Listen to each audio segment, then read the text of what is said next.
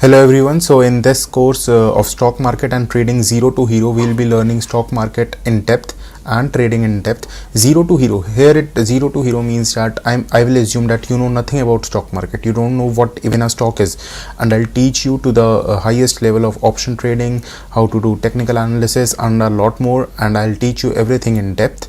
So I'll assume that you know nothing and you'll be good at stock market and trading, or whether you want to invest, you'll just learn everything about it. So let us first start with the basic.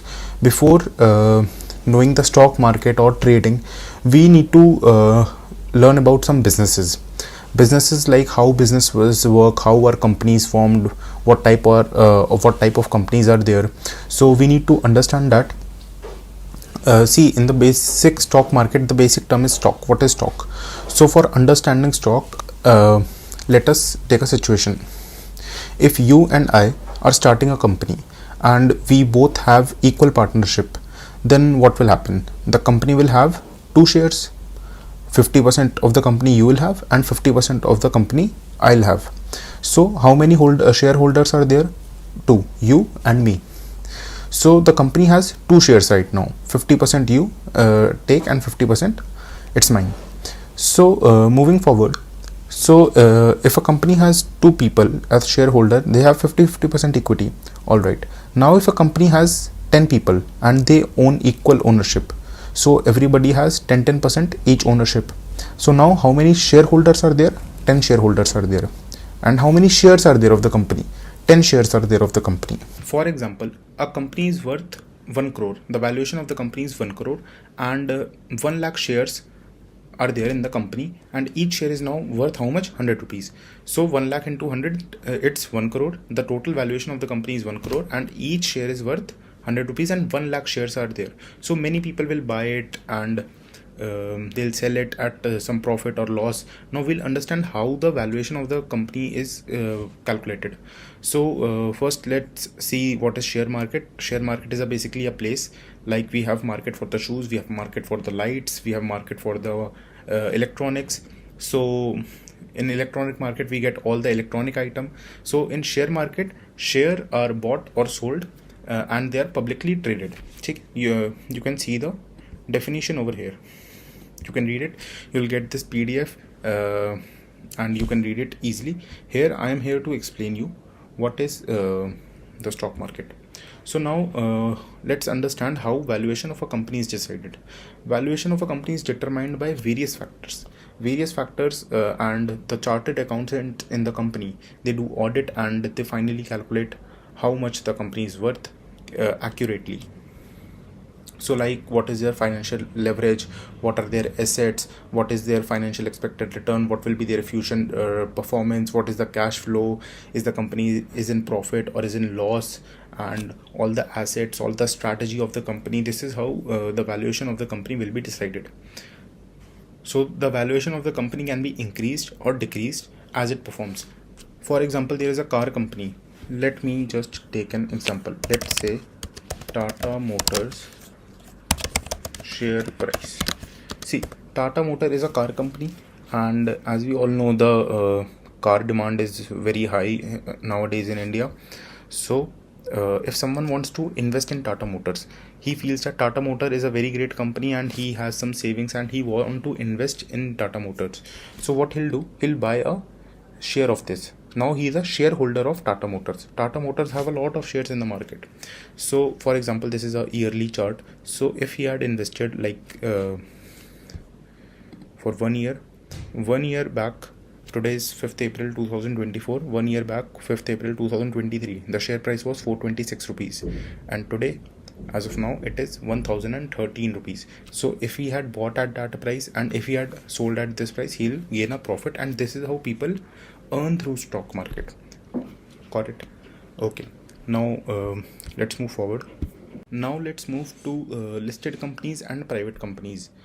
There are two type of companies. One which is private. For example, I start a business, I get some co-founder, or I don't get a co-founder. I use some venture capitalist or angel investors which have privately invested in my company, or it could be bootstrapped. Bootstrapped means I have not taken any investor, 100% equity will be mine, And a listed company is a one which is listed in the stock market, like some portion of it. For example, 90% of the shares are with the founders or with the angel investors or the venture capitalist or the very initial investors. And when now the company is big, they do a IPO. I'll explain you just after this what is a IPO and how does the process take place of the IPO. The listed company is a one where the share is listed, like Tata Motors. It is a listed company, whereas there can be many private companies which are not listed at the stock exchange and they are doing well.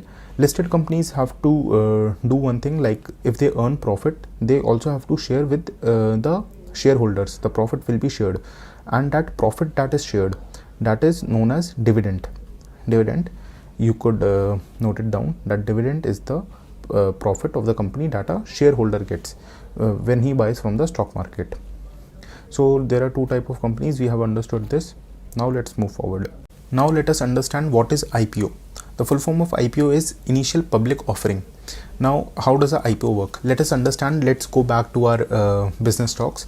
So for example, if I have a company that is worth 1 crore right now, the company sells some shoes, all right, and the valuation of the company, the valuation is calculated is at 1 crores. Now for expansion of my company, I need some capital. To run a business, you always need some capital.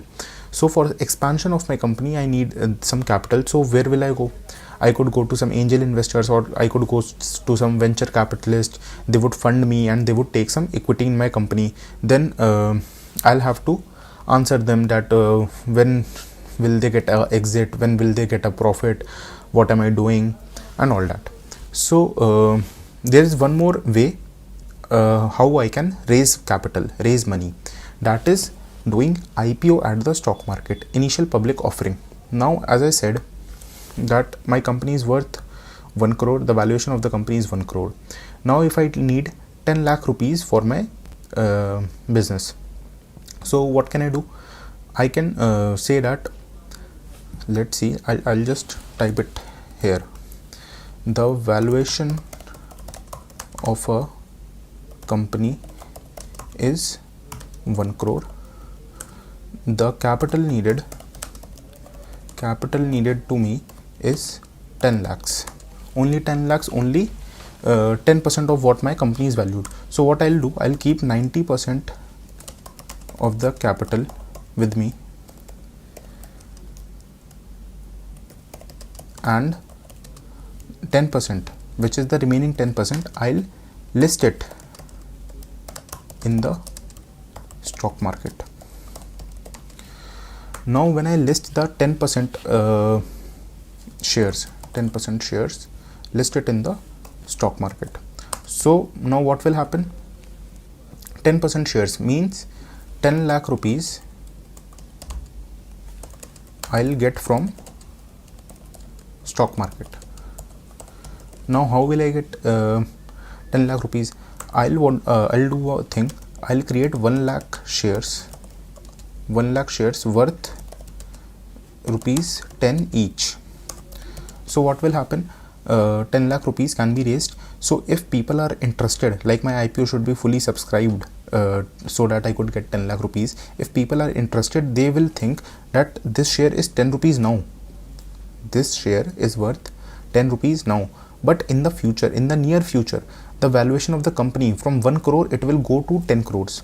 Because I am raising capital, I'll do some business, I'll do expansion of the company. So basically for expansion or raising money. So now what if the company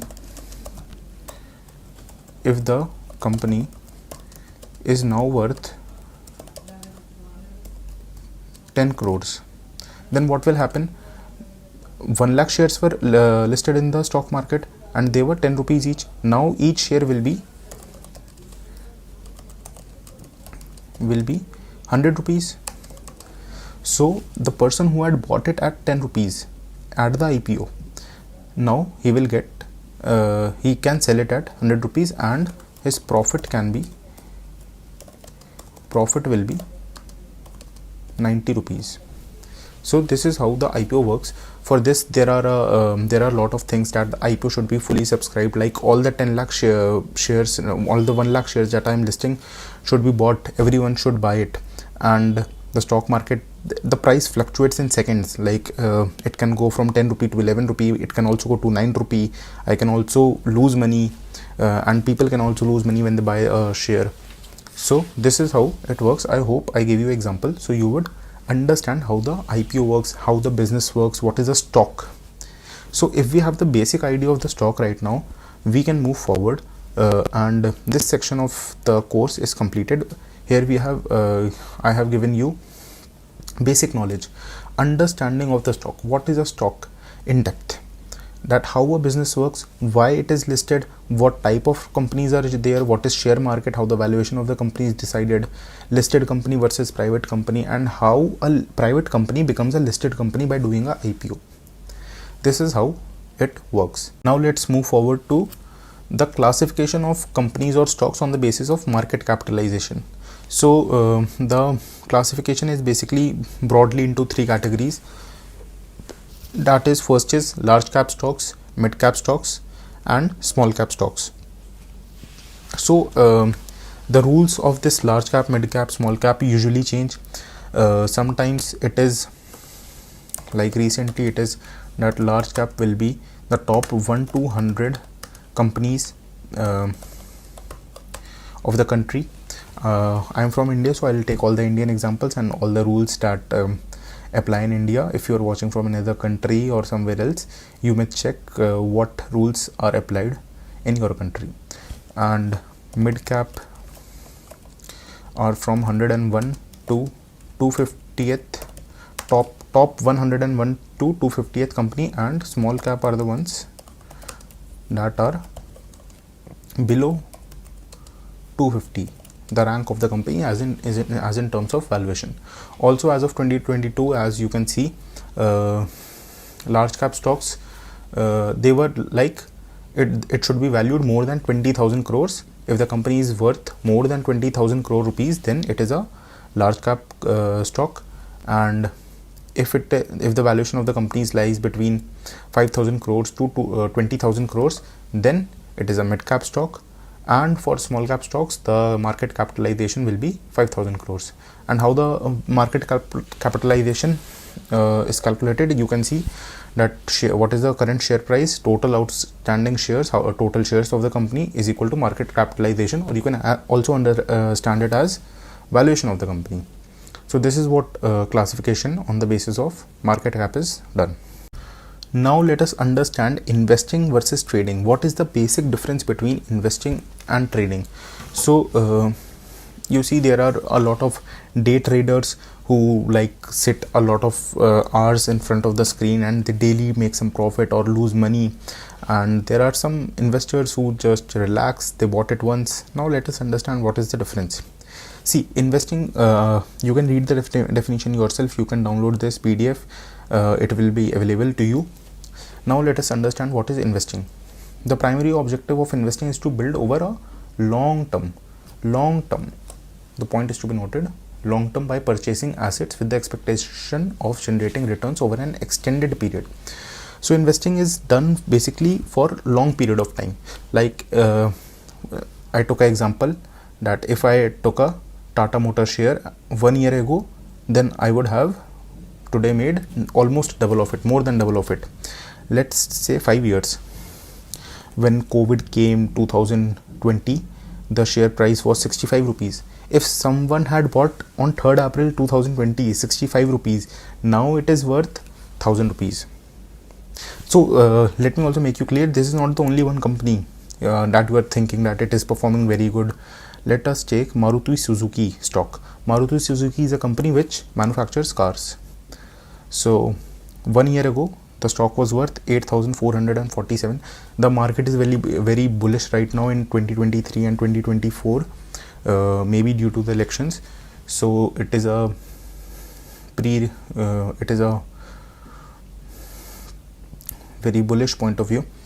And in 2020, when COVID came, everyone gave hope. So Maruti Suzuki was worth 4,000 in 2020, and today it is worth more than 12,570 to be precise. So this is how people make money, by investing. Like they bought it once and they kept it for months or years or decades, and they sell it and then they get the profit. So this is how it works. This is how a company works. Now let us go back to trading. What is trading? See, trading is a short-term price movement to capture a short term. For example, if there is a trader, what he'll do, he'll see that at 11 a.m. it is 12,350.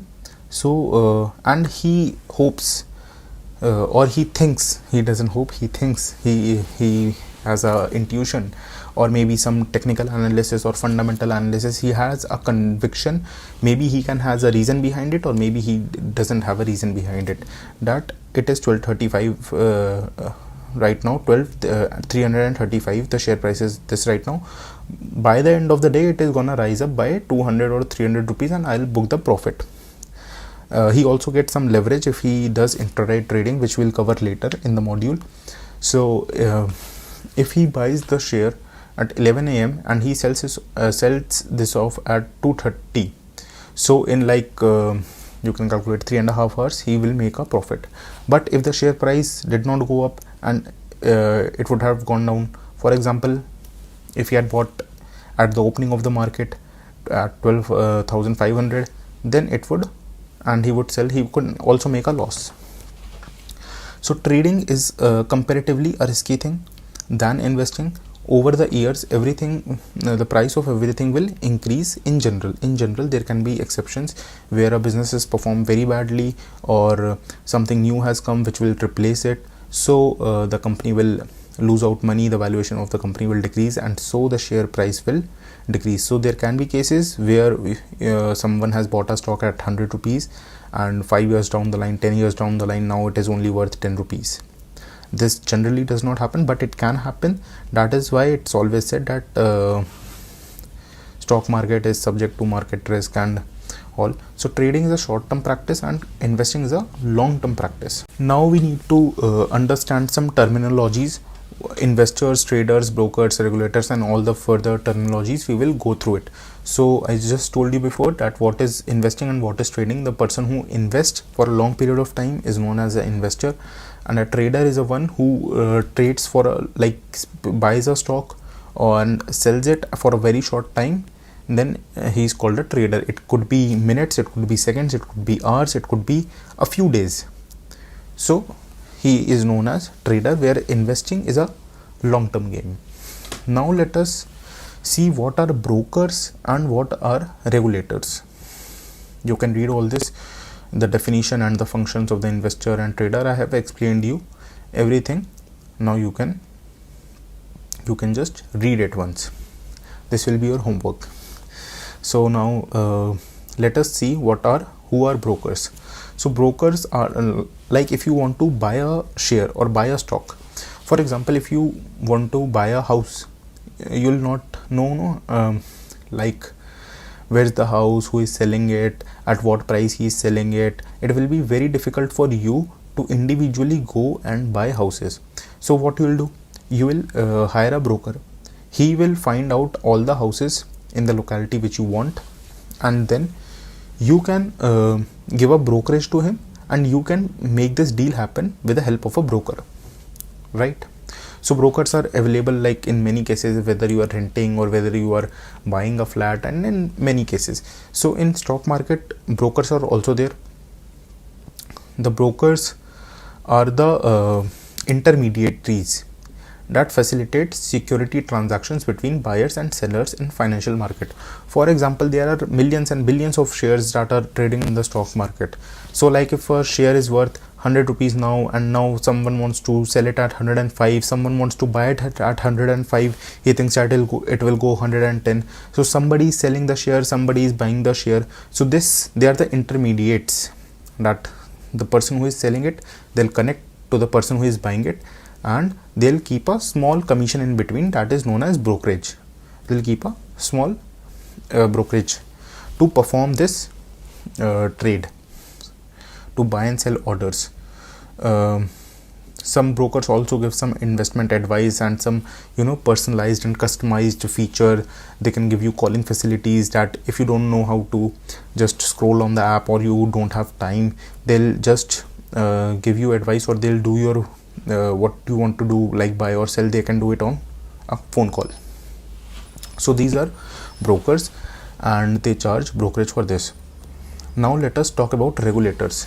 See, if something is happening, so there should be someone who keeps a watch on it, who monitors the market, like everything is going correct or not, whether some unethical practice is being taken place or not, whether to punish the person who is doing some unethical work.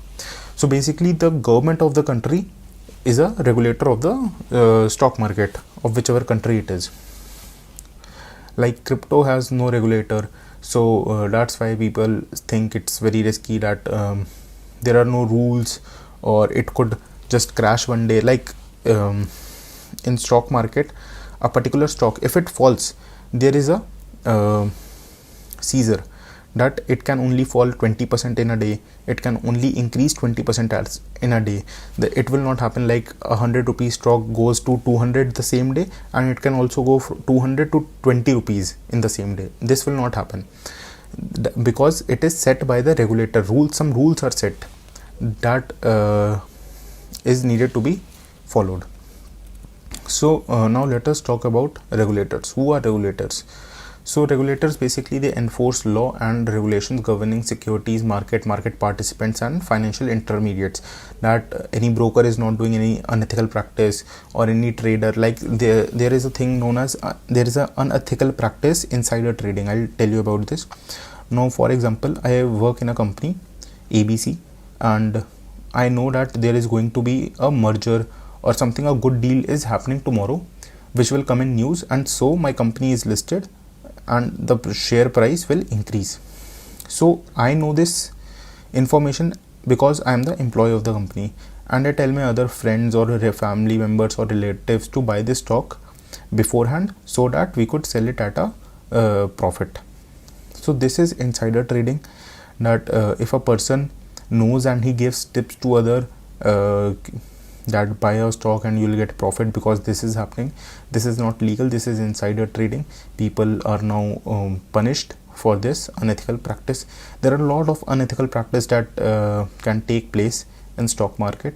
To regulate this, to make sure that everything goes right and everyone follow the rules, the regulator is very important, that there is no fraud or manipulation of a stock. Like if someone has a lot of money, like for example, a company is worth 20 crores and someone has 50 crores, he can easily manipulate the valuation of a company. He'll keep on buying, he'll pump and dump, he'll pump the stock and he'll sell at a peak, and then he'll dump the stock. Everyone will, the rest of the people who invested, they will lose the money if someone had bought at a higher price. So pump and dump strategy and some unethical practices, that is banned by the regulator. So in India, it is SEBI. The full form of SEBI is Security and Exchange Board of India. It is a regulatory authority responsible for overseeing the securities market in India.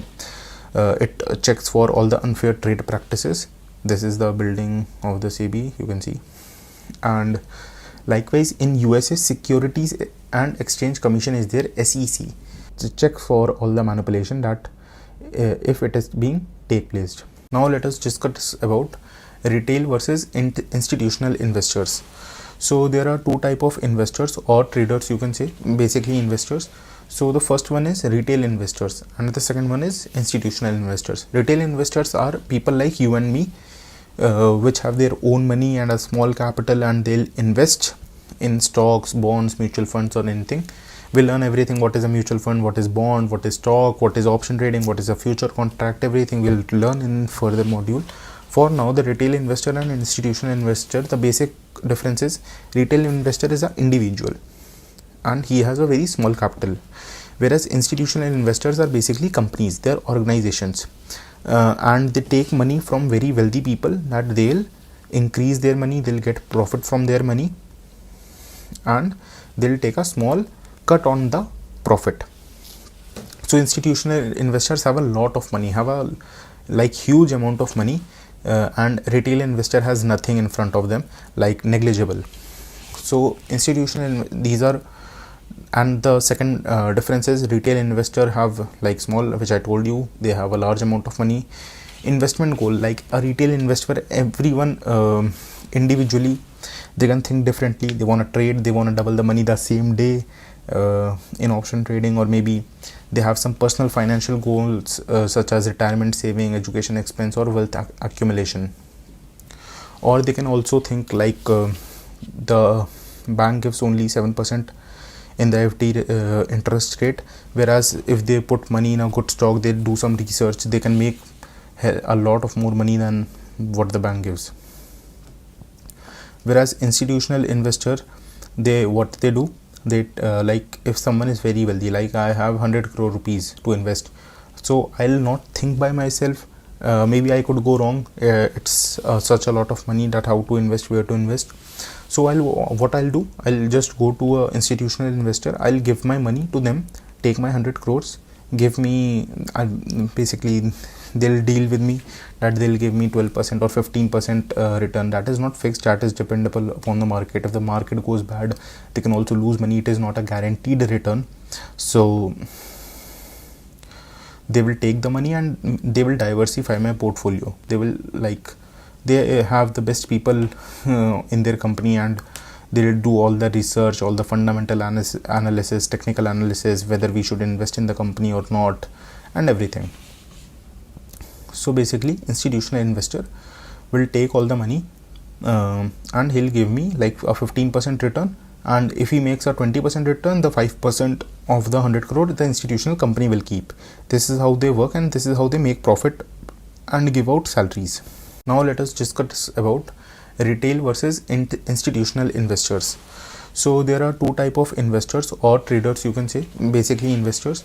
So the first one is retail investors and the second one is institutional investors. Retail investors are people like you and me, which have their own money and a small capital, and they'll invest in stocks, bonds, mutual funds, or anything.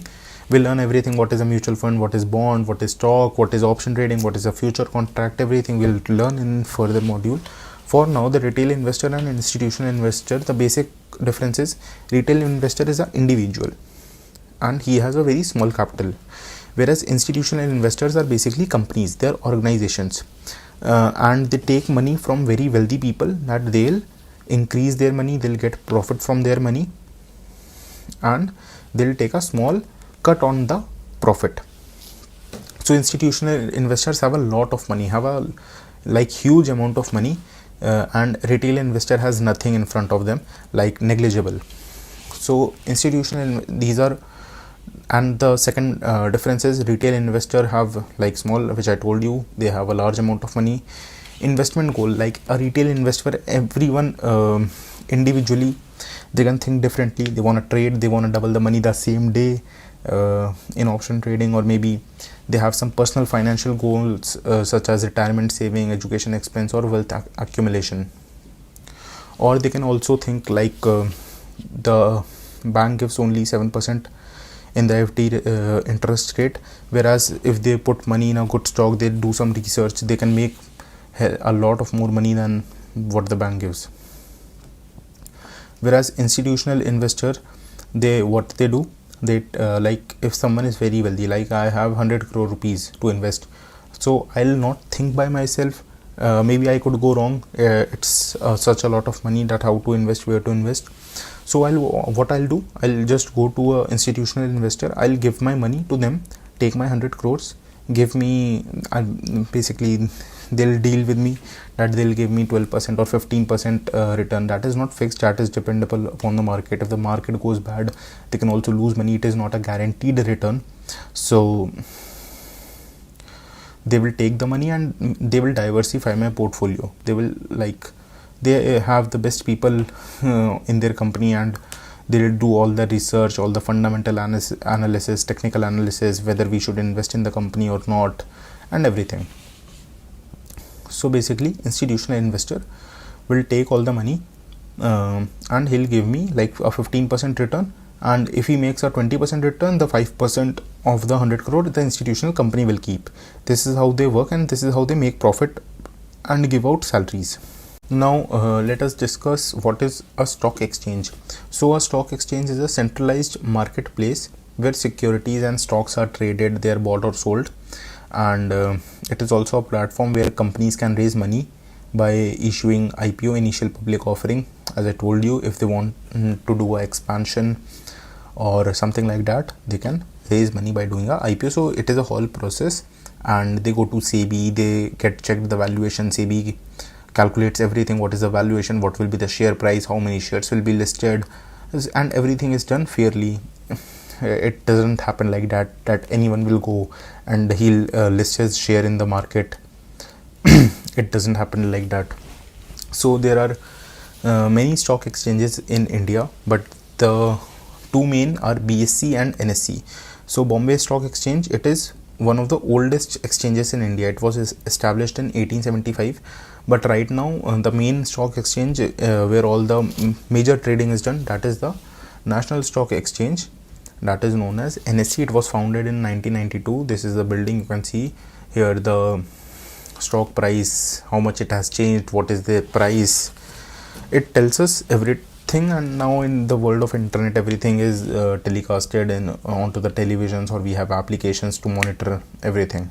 In terms of trading volume and turnover, it is the largest stock exchange in India. As I told you, the one is MCX, it is for commodities. There is BCD and CDS for currency exchange, and there are many, but the main two are these, and even the main one is NSE, National Stock Exchange. It is a place where everything is bought or sold, and there is a regulator, SEBI, which monitors everything. So we have understood all this. Now let's come down to indexes. We have talked a lot about the companies, how the company works, how the valuation is calculated, whether a company is performing good or not. Now as a retail investor, as an individual, one can be confused that whether I should invest in this company, whether I should invest in Tata Motors, or whether I should invest in Maruti Suzuki. I don't know. I don't have the time to read the fundamental report of the company, the financial report of the company, or it takes a lot of time, or maybe I don't have enough knowledge to do. So for them, or for other reasons, there are indexes. Now the one of the major index in India is Nifty 50. Now let us see what is Nifty 50. 50, it comprises the 50 largest and most actively traded stocks listed on the NSE. Basically the top 50 companies of the country. It comprises of Nifty 50. You can understand it like that, and it is from diverse sectors such as banking, financial services, IT, energy, consumer good, pharmaceuticals. So that the Indian equity market, it is a broad representation of the Indian equity market. So if I want to track like how the Indian equity market grows, like in the past 10 years, what is the growth of the Indian equity market, I can just see how Nifty is performing. So I could know how the overall Indian market is performing. If like 50 companies are there and 40 companies are going up and 10 companies are going down, like the same rate which are there going up, so Nifty will increase as the majority of the companies are increasing. So this is how one can look at Nifty 50, or he can see how this happens. So calculation is done using market capitalization, float weighted method, and all this is not important, that we have to understand. In Sensex is listed in BSE, Bombay Stock Exchange. In Nifty 50, it is 50 largest in the National Stock Exchange. You can see Nifty 50 is in National Stock Exchange, whereas the Sensex, it is in Bombay Stock Exchange, BSE. So it comprises of the 30 largest company, and like same what I told about Nifty in the BSE. So these are the like particular benchmarks how the Indian market is performing, Nifty 50 and Sensex. Now let us talk about the market hours and the trading sessions, like when can you trade, when can you buy a stock or sell a stock. So there are multiple segments. We'll study about all the segments in the very near future. So let us now understand when are the market hours. So I'm telling you for India, it can vary in other country. So in India, the main trading session that happens that is 9:15 a.m. to 3:30 p.m. In this time you can buy or sell a stock, right? This is the time I'm making it green because green in the stock market means profit and red means loss. So I'm just hoping for the best for you, so you make loads and loads of profit. So from 9 a.m. to 9:15 it is a pre-opening session. No trade can be placed in this session. Only the indexes and the stock they open, like they just give you a overview and idea, like whether it is 1% up, 1% down, or like very massively down 5%. So you can make a strategy what to do at 9:15 if you are a trader, if you are trading something. So this is not a regular trading session. The regular trading session is 9:15 a.m. to 3:30 p.m. and this closes. So you need to be you can only trade in these time. This is the morning session, and like 2-3 decades ago there was one evening session also where share market used to take place like 6 to 9 p.m. And there's also a post closing session where traders can square off their or adjust their positions, and there are also after hours trading. After 3:30 there are like big institutions or big companies that directly want to deal in the stock exchange, so they do not happen during the normal trading hours where everyone is trading. So this is the 9:15 to 3:30 p.m. This is for all the this is for equity, all the shares, all the stock that you buy, that comes under equity segment. This is the first segment which I have to teach you further. So for equity, all the F&O. F&O stands for future and options. This is also a segment. So this time is for equity and F&O. There is also a currency market. Currency market is what? Currency market is the US dollar and INR, like how it trades. And maybe you can trade euro. You can, if you think that euro is going to go up, you can trade in euro. And so the timing for the currency market is 9 a.m. to 5 p.m. Now let's come to the commodity market.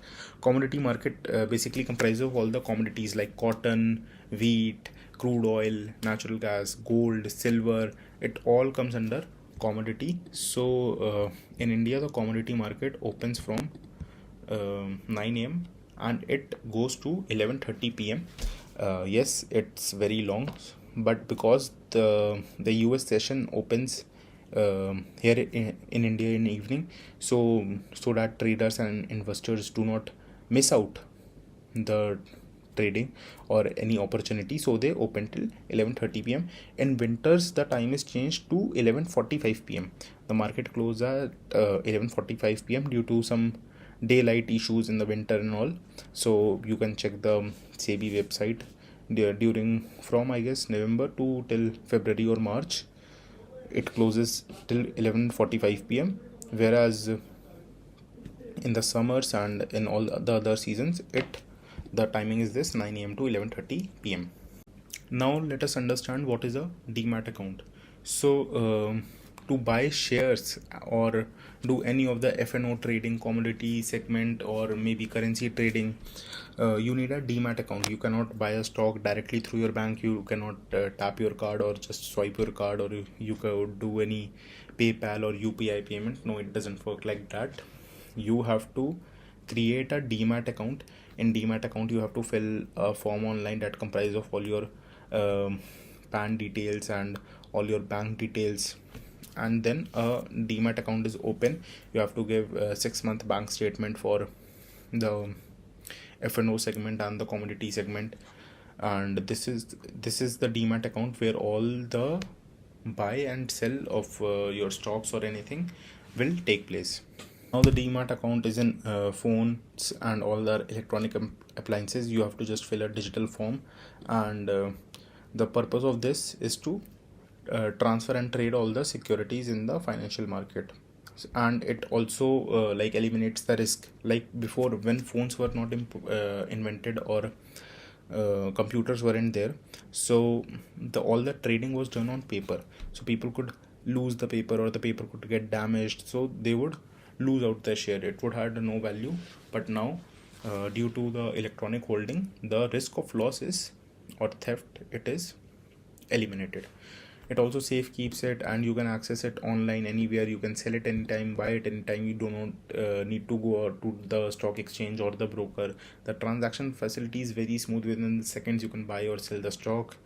It's easy transfer. Today you can also gift stocks to somebody. There are brokers in India where you can gift stocks to people. So opening a Demat account is very easy. You could just go to YouTube, or you could directly go to a broker website, and it will assist you. It is very easy to open it. Now the broker will take a brokerage, as I told you.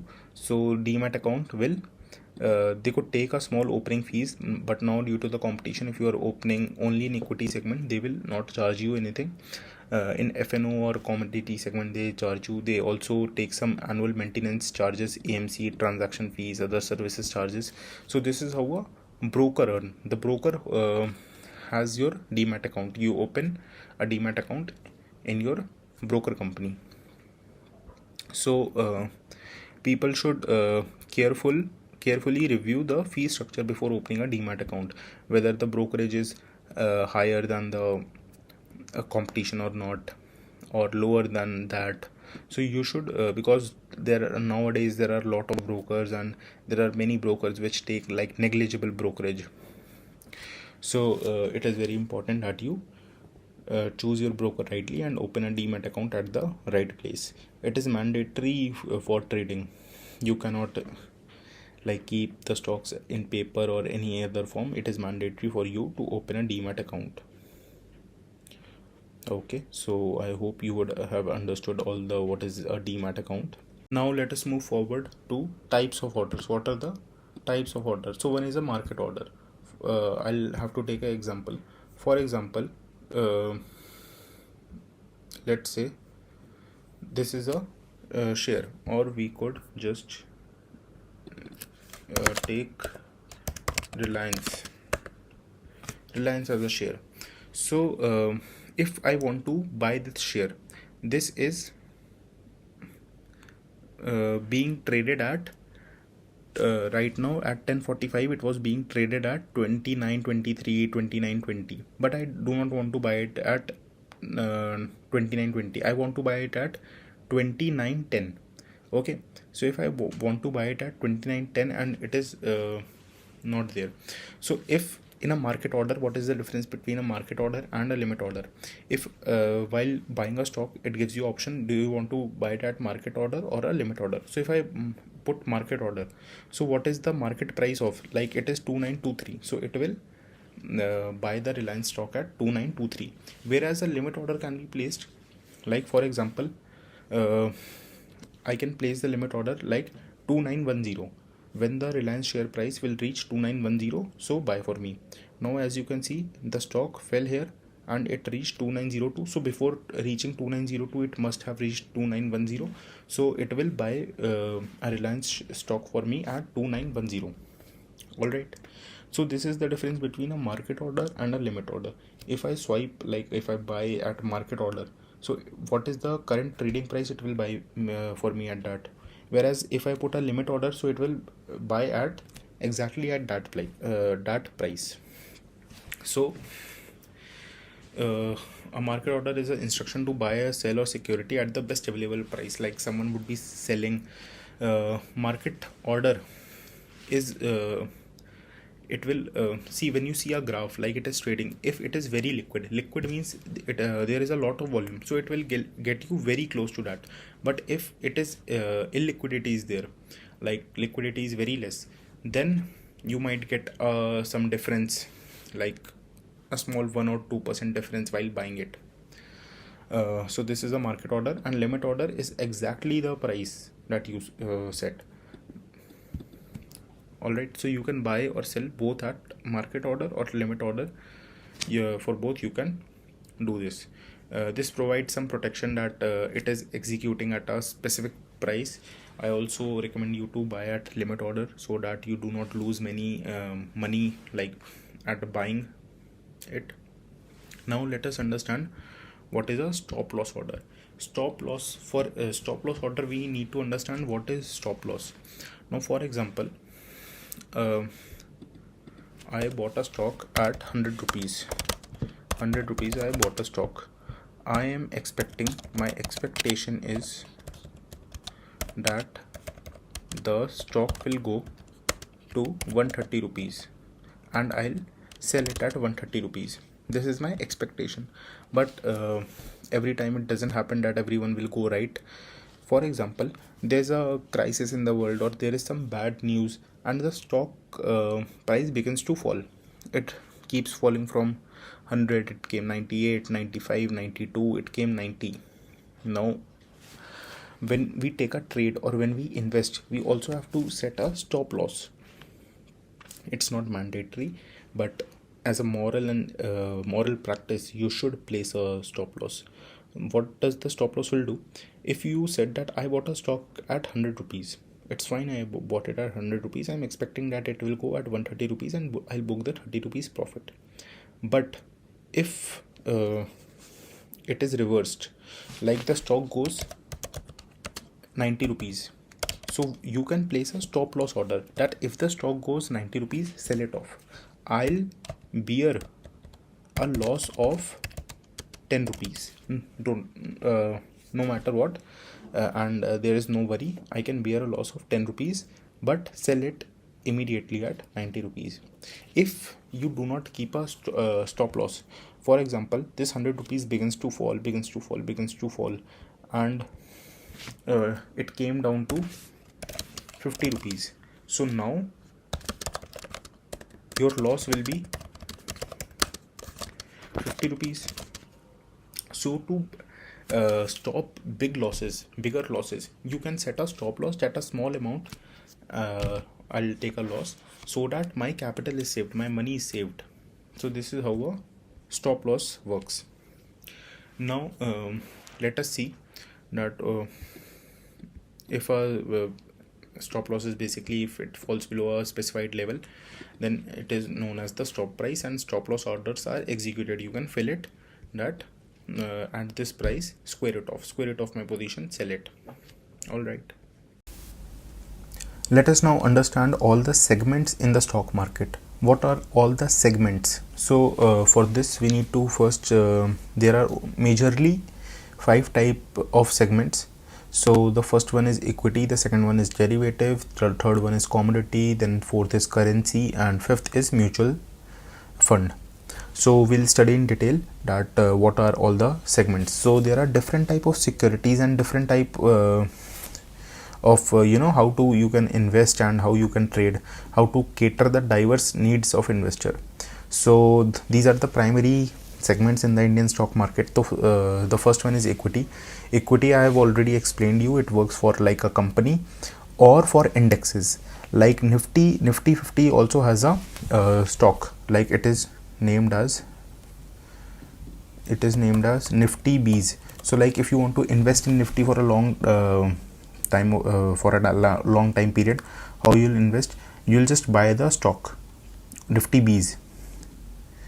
So as you can see, like 1 year ago it was 192, today it is 249. It is large cap, it comprises of all the large cap companies. So large cap companies don't give you like very crazy returns. It gives you a good return, but the thing is that your money is safe with large cap companies that like for example Reliance or for example Tata. They are not going to shut down tomorrow like anything. But whereas a small cap company, a company that is worth 100 crores, it can shut down any day. So the risk is much higher in the small cap, whereas the risk in the large cap is much lower.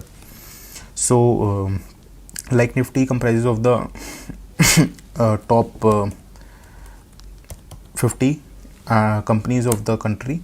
There is also Bank Nifty Bees. Bank Nifty Bees is trading at this price. You can see like a year ago it was 414, today it is 489. So these are the stock for indexes. you can, this is basically ETF. So you can invest it here if you want to index in index fund. In future we'll also study future and options, like what is future, what is option, all that. So let us know. We have completed the equity segment. So all the large cap, mid cap and small cap stocks listed on the Bombay Stock Exchange and National Stock Exchange, when you trade it, so it is the equity segment where you buy a stock and then you sell a stock at some profit or some loss. Now let us it is equity trading, so it is one of the main. Here I am discussing in brief in where I'll go like equity. Here I will explain you in detail everything, like what is this. So then it's a, there is a derivative segment. Derivative market is something where you can put a small amount of money and you can make a lot of money out of it, but the risk is also very high. The money you put in the derivative market, you can lose it all. So it is a very risky thing, derivative market. And this I told, this was for options. In futures you have to put a lot of money. We'll discuss in detail what is future and option. Future and option basically it comprises of derivative, future and option, F&O basically. Derivative, what do you understand by derivative? Like for example, apples are being sold in the market and apple juice is also being sold in the market. So apple juice is a derivative of the apple. Apple juice is made up of what? Apple. So if the price of apple juice goes up, if the price of the apple goes up, the price of the apple juice will also go up. Why? Because it is made out of apple. If the price of the apple will increase, the price of apple juice will also increase. So apple juice is a derivative. This is how derivative market is being traded. We will study it in detail. Don't worry for now. Commodity segment view, I also told you. Trading in all the gold, silver, crude oil, agricultural product, base metals like copper, nickel, and all the precious metals such as gold, silver. They are traded in MCX, that is multi commodity exchange. It is also exchange in India, and there is also exchange, National Commodity and Exchange Derivative Exchange, NCDEX. So there are two for commodity segment, MCX and NCDEX in India. So commodity segment is present so that people can diversify. They can also invest in stocks, they can also invest in index funds, they can also invest in gold, silver, crude oil, and in commodities, because the price of commodity also increases. If you see over the time, the gold has increased. Gold is evergreen. The price of gold increases when every currency becomes weak. People shift their assets to gold, like when COVID came. So nobody was keeping a dollar or a rupee. People were investing in gold because gold has some intrinsic value. It is limited in quantity on earth. That is why when a bad time comes, when the stock market crashes, when it falls, the price of gold and silver go like rocket, because it has some intrinsic value and people believe that gold will not lose its value, but currency could lose its value. So that's why people shift their assets to gold in the form of currency of gold, so that they don't lose money. There is also one segment, currency segment. Currency segment is basically you can trade in USD, INR, dollar, euro, and many other currencies. You can trade it. It is metropolitan stock exchange in which you can trade the currency. Metropolitan stock exchange. So you can trade, and you have international trade opportunities. The fifth one is the mutual segment, mutual fund segment. Mutual fund segment is basically where you don't have to think, where should I invest my money? Should I put it in Tata Motors or Maruti, or should I put it in a cement company, or should I put it in Adani Power, or should I put it in Reliance or somewhere else? So you don't have to think all this. There is a minimum amount that you have to put in the mutual fund. so like 36,000 or something like that. Each company have various mutual funds and various rules and minimum funds you can put it in a mutual fund. So what do these companies do? They take your money and they now they have a lot of money. Now they diversify their portfolio, like 5% they'll put in cement, 5% they'll put in IT stocks, 5% they'll put in power stocks, 5% they'll, and like that they diversify a lot. So if one sector only crashes or it makes loss, all the other segment will do profit. Like every sector is not gonna go in recession. So the mutual fund does it like that. We'll study in detail how it happens. So now let's move to equity. I have already explained you equity. What is how the stock is being traded, how it is bought, how it is sold, how people make money, how people lose money. If they buy at a higher price and they sell at a lower price, they'll lose money. If they buy at a lower price and they sell at a higher price, they will make money, and they can keep it for lifelong. The equity share, like for example, if you bought a Tata Motor share, you could buy it for life, and it's not there is no expiry or there is no deadline that you have to sell the stock in the given period of time. Market capitalization, listed companies, trading mechanism, we have already discussed. Now liquidity and volume. Liquidity basically means that how many people are buying it or selling it at that moment of time. Like, are there only tens or hundreds of people, or there are lakhs and crores of people, the quantity being traded. So high liquidity is good, that many people, millions of shares are being traded, so that everyone is buying or selling or doing anything with the stock. Whereas illiquid share, low liquid share are not as good as liquid shares. It's not very general, but there are some exceptions. Now let us study about some intraday trading in equity. What is intraday trading? Let me introduce to a new concept, intraday trading. So intraday trading is basically for quick profits. As you can see, how now can you make quick profits?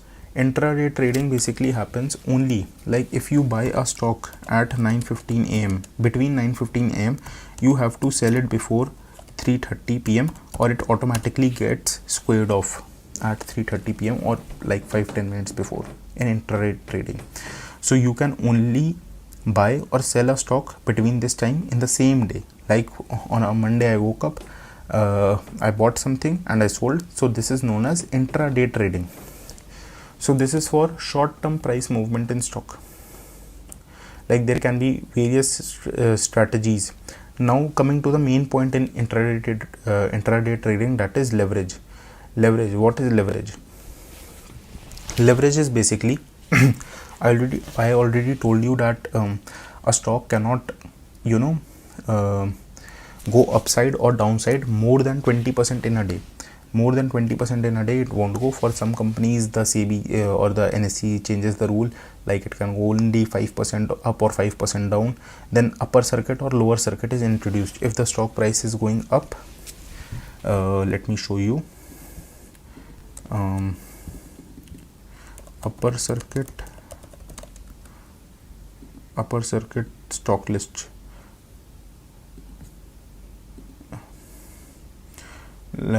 Like when it reaches a point that like this, the lines come, it is not being traded. Daily upper circuit is being put there, like it increases 5% or 10% depending upon the type of company. It is small cap or large cap or mid cap. So it happens like this.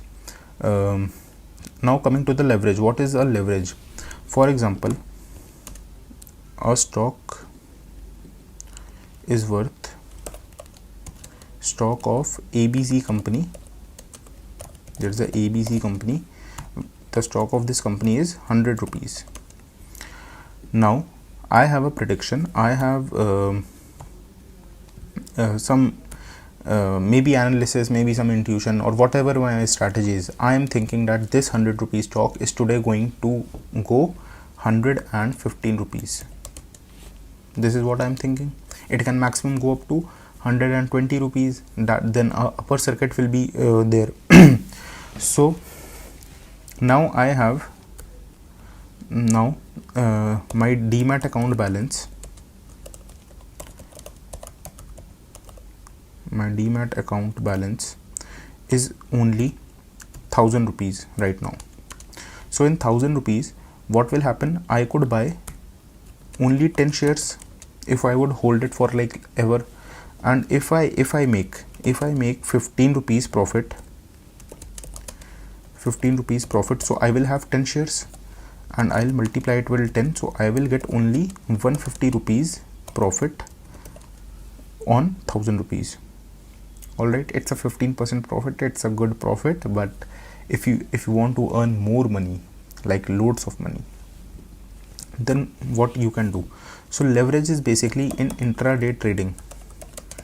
Leverage is in intraday trading. Now what will happen? Now if you know, leverage is basically you get more, like the stock is for 100 rupees, but you will get in, because you are doing intraday trading, you will buy the stock same day and sell the stock same day. You can get like 5x leverage generally.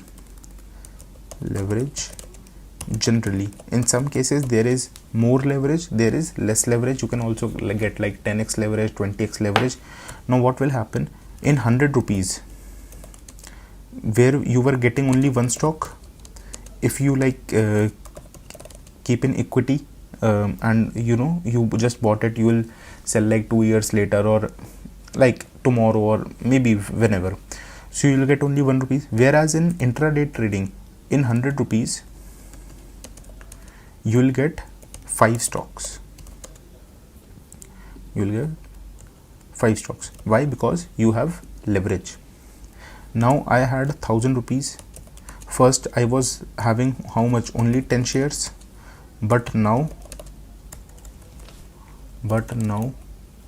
due to leverage I have how many shares? I will have 5 times more shares. So 10 into 5, that will be, I will have now 50 shares. So now the profit I am going to make like 15 rupees profit per share. So now what I have to do? Now I have 50 shares as I am trading in intraday. So 15 into 15, that is 750 rupees profit in intraday trading. This is how you make money. But there's a good side of it, and there's also a bad side of it. So if the stock of the company is 100 rupees and it will go like 115 rupees, if you had bought it like only 10, you would have only 150 rupees profit. This is, we are going as we are expecting. We are thinking very optimistically. We are thinking only of the good. So we will get like 750 rupees intraday trading. Now let us think that what we expected. This was our expectation, that the stock will go 115 rupees. But if some bad news comes out, or if the stock doesn't go 150 rupees, if the stock goes to 85 rupees, then what will happen? Then I will have to bear a 15 rupees loss. If I had only 10 shares, then my loss would be, if 10 shares, like if I was trading in equity, my loss would be how much? 10 shares and 15 rupees, it will be 10 into 15, that is 150 rupees loss. But because I am trading, I am doing intraday trading, I have now how much? 5x shares due to leverage. So now what will happen? I will have to bear a loss of 15 into 50, that is 750 rupees loss. This thing people don't understand. They see the thing. I'm not saying be pessimistic or only think of the loss, but you have to calculate the risk management is very important. In one of the last modules, I'll also teach you about risk management, how you can control the risk and control your losses. So people generally don't think of the loss, and they trade with only very optimistically, and then they tend out to lose money. Now you bought it for, now you have this 750 rupees. From where they will come? You have to keep this as margin money. This is the like extra amount apart from the 1000 rupees you have to keep. Like if it goes in loss, you will have to pay it from the margin money. So this is what happens when you don't put a, now if you had put a stop loss at 95, like I'm expecting from 100 it will go to 115, but if it reverses, if the trend reverses, I will set a stop loss at 95. So now the loss is only 5 rupees per share, and if I am doing intraday trading, how much I have? 50 into 5, that will be only 250 rupees loss. This is just an example, and so I'm taking this small quantity of rupees, like 100 rupees, 15 rupees, but so just to make you understand, just to make it easy for you. But if you trade in real life and you have a lot of capital, this numbers will go higher. You can just do it. That is basic maths. So this is intraday trading, where you get some leverage. Usually you get 5x leverage, at sometimes you get 10x, 20x leverage. So people don't understand this. So this is intraday trading. Now one more thing in equity, that is short selling. Short selling is basically, you can do it in intraday trading. You can sell the stock first. Like this is a graph. The stock price is here. Now you feel that the stock price is going to go down. So it's not only like that in stock market. When something goes up, then you can only make profit. You can also make profit when the market is going down. When a stock price is crashing, then also you can make money. If you know that if the stock is going to crash or it is going to go down, then you can sell it at a higher price and buy it at a lower price. So when you buy something at a lower price and sell it at a higher price, you obviously make profit. But the thing here is, we are selling it first and buying it later.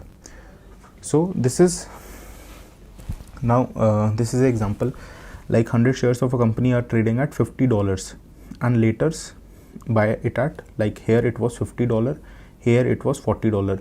So the $10 gap, he bought it 100 shares, so he made a profit of $1000, like this. But obviously the risk is there. You have to keep margin money, margin calls. That is important. Margin calls is basically if the security rises against it. Like if you have short sell something and the price increases, then you will have to put some margin money, and margin call will come. You will have to add the additional fund to close the position, to square off the position. So this is how you can. So basically it is buy low, sell high. But the twist is, you are selling something first and buying it later. This is known as short selling. You buy low and you sell high, but you bought it for you sold it first and bought it later. Like for example, a stock is at 100 rupees here. I am expecting it will go 90, so I sold it at 100 first. Now how did I sold it? I sold it through my broker. My broker has a lot of stocks, so he sold it for me at 100 rupees and I bought it at 90 rupees. If it had not gotten to 90, if it had got to 110, so I sold it at 100 and then I will have to buy it at 110, so I'll make a loss of 10 rupees per share. This is how it works. So this is short selling, and I already covered everything, all the leverage and equity in this segment, intraday trading. So like the video becomes very short for short selling, but I know you have understood the concept because I have already explained very in very detail how the short selling works. Now let us understand what is a derivative market. Derivative market basically consists of F&O segment. F&O is basically future and option. Like I gave you the example of apple and apple juice. If the price of Apple goes up, if the price of Apple increases, what will happen? The price of apple juice will also increase, right? The price of apple juices will also increase. Why? Because apple juice is made out of apple. Apple juice is a derivative of apple.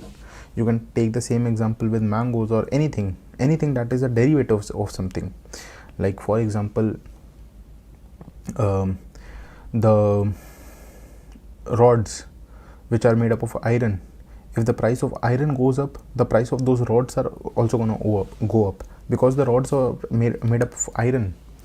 So derivatives are basically financial contracts or instruments whose value is derived from the value of an underlying asset. There is an asset such as stocks, bonds, commodities, currencies, interest rates, market indices, etc. So basically we have to study mainly two future and option contracts. So future contracts, let us understand. Future contracts are standardized agreements to buy or sell an underlying asset at a predetermined price, the future price, on a specified future date. Future contracts are traded on organized exchanges and they have an expiry date. Now let us take an example. We'll understand through example. Future contract. Let us take for Nifty 50 future contract. Nifty 50, I already told you, Nifty 50 is a index, that is all the top 50 companies in India, they will have Nifty 50, right? So Nifty 50 is an underlying asset. Okay, so for example, the contract size for Nifty 50 futures contract is 10 lakh rupees. For example, uh, Nifty is moving at 20,000 and the lot size of Nifty is 50. We'll come to the lot size. What is lot size?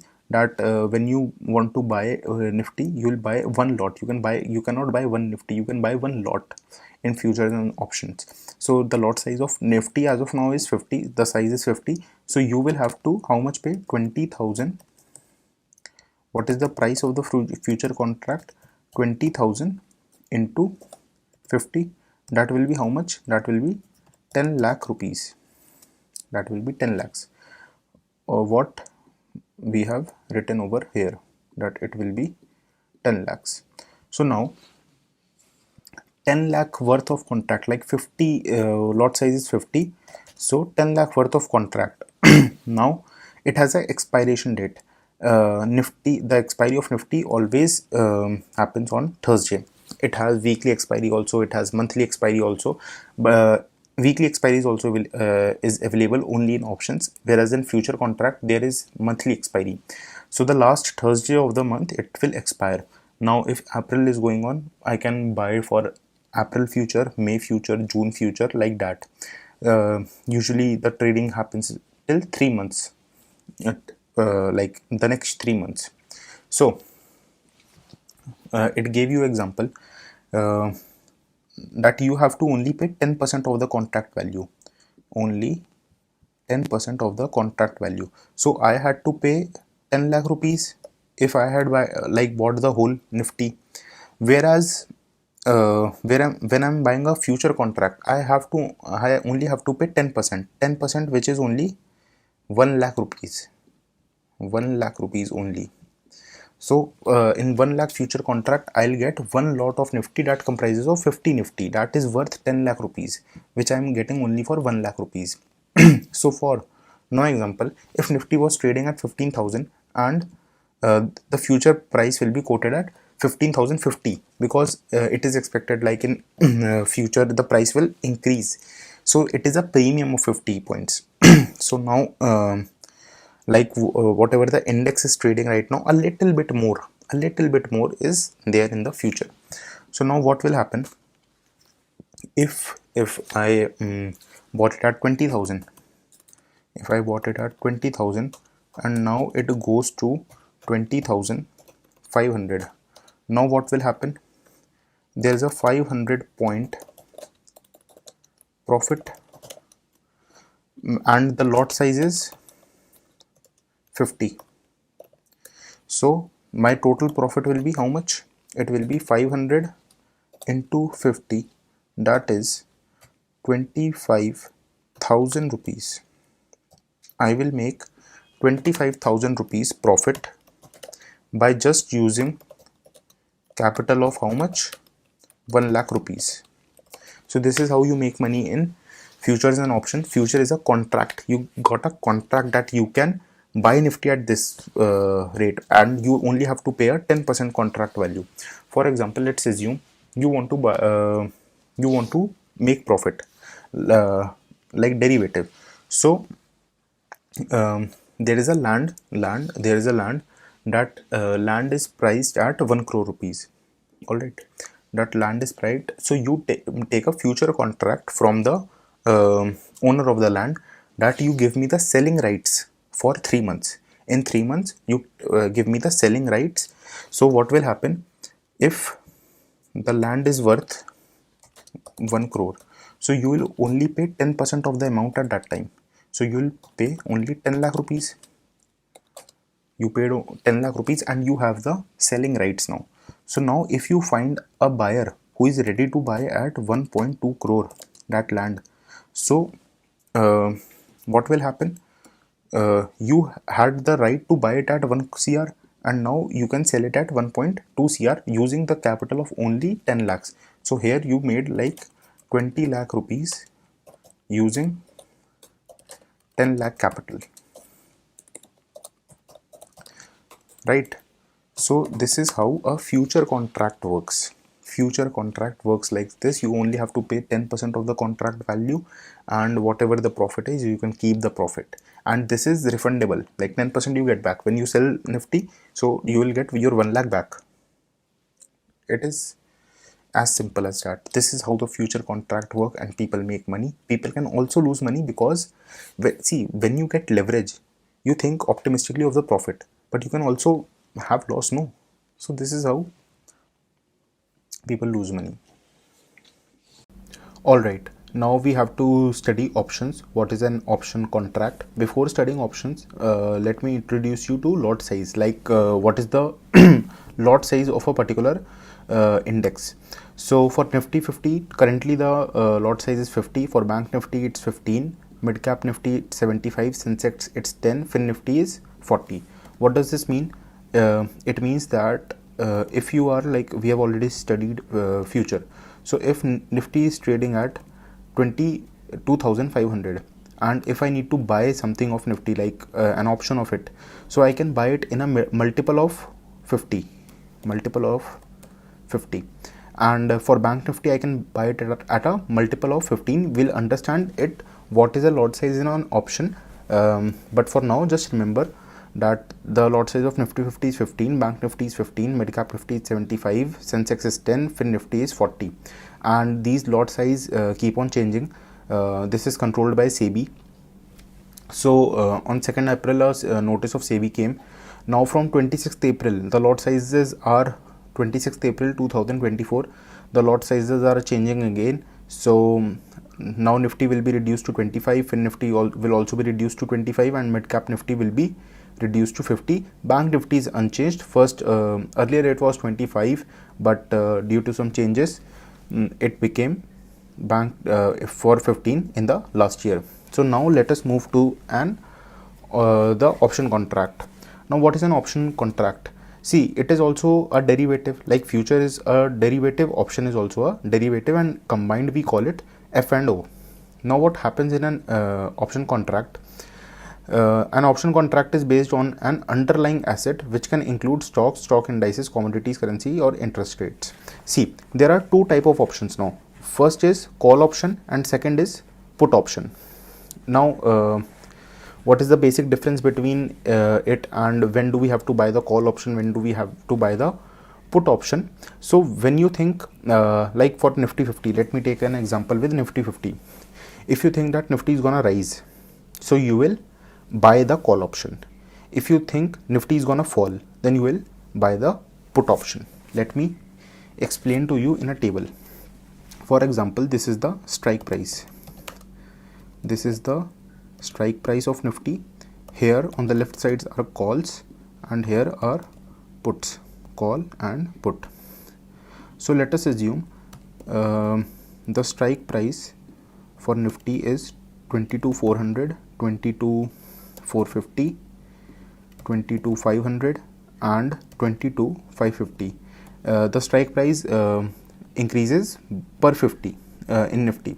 So like it's 22,400, then the strike price that is available is 22,450, at which we can buy or sell call and put. Now let us be clear that what is option buying and what is option selling.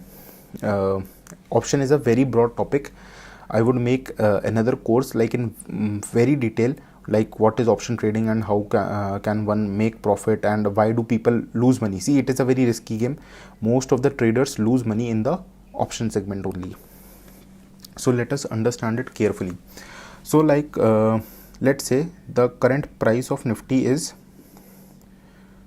22,600. Let us say Nifty is trading at the price at which Nifty right now is moving is 22,523. all right, so this 22,500, this will be at the money because Nifty is trading almost at 22,500, so this will be at the money. Now the calls will have a price, so Nifty is, it is trading, so for example, it's just an example, 22,400 call would be around 150 rupees, 22,450 will be around 120 rupees, it will be around 100 rupees, it will be around 80 rupees, and this will be around 60 rupees. So now as you can see, the strike price which is below the current price, the calls have a high price. So these, the 151, the 121, so the strike price of 22,400 and 22,450, these strike price are called in the money call options, like 22,400 and 22,450. These are in the money call. All right, whereas 22,500 will be known as at the money. So in short form, you can see somewhere it is written like this, ITM. ITM means in the money. You have to remember this, that this is a in the money call. I'll tell you the difference later. What is the difference between this is at the money call? You may have seen this at written like this. It is written as ATM, at the money call, and the calls that are above 22,500, that is 22,550 and 22,600, that is known as out of the money call. That is out of the money, and it is known as OTM. It is known as OTM. So this is at the money call, and 22,500 and 22,600 are the out of the money. All right, I hope that you have understood what is in the money, at the money, and out of the money for calls. Call you only buy when you have to. See, there are two things. This is Nifty, right? There are two things. You can also buy a option, and you can also sell an option. Like you can also short sell. But the basic difference is, when you are buying, you require very low capital, whereas selling an option requires a very high capital. Not very high, but much more than what than buying is. So very high capital required. I'll tell you why low capital is required for buying and very high capital is required for selling. See what happens when Nifty is trading at 22,523. So these are in the money call, and these are at the money call, and these are out of the money call. So what happens? They have an expiry. They have a weekly expiry also. They have monthly expiry also. So Nifty, like weekly expiry, it's always on Thursday. So every Thursday there is a call that expires.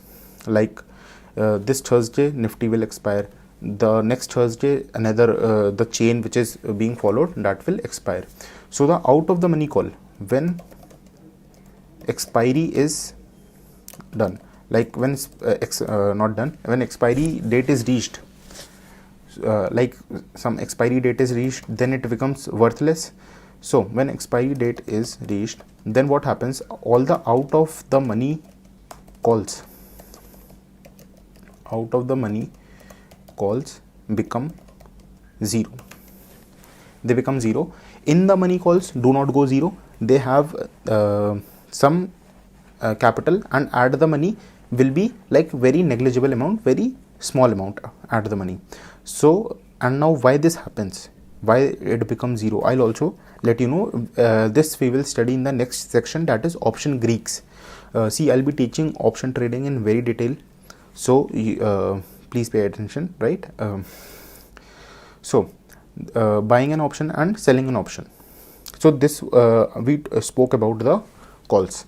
Now let us talk about puts. So now what will happen, when do we buy a call? So see, if Nifty is trading at 22,523, so what will happen, if Nifty goes to, now if Nifty goes to 22,600, let us say this is 22,500. Now if Nifty goes to, so at 22,500 it was what, 100 rupees, but 22,600 call was 60 rupees. So it will become the call option, the call of 22,600, which was at 60, it will become to what, it will become 100 rupees now. Not exactly 100, a little bit less than that. We'll learn in option Greeks that how much amount is less, but almost it will go from 60 to 100 rupees. And see, so how much amount do I have to pay? See, now I taught you lot size. So Nifty lot size is 50. So for 60 into 50, I'll buy it at 3,000 rupees, and now it has reached 100 rupees. So I can sell it at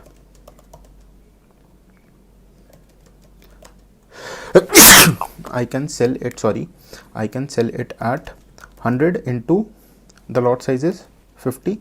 So now I can sell it at 5,000 rupees.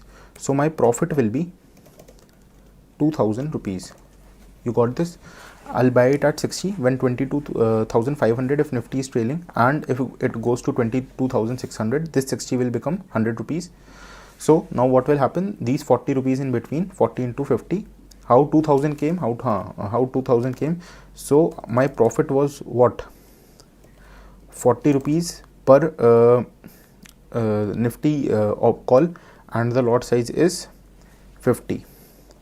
So it is 2000 like this. 40 into 50, 50 is the lot size, so it became 2,000 rupees.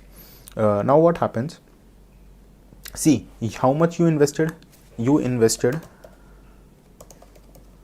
only 2,000.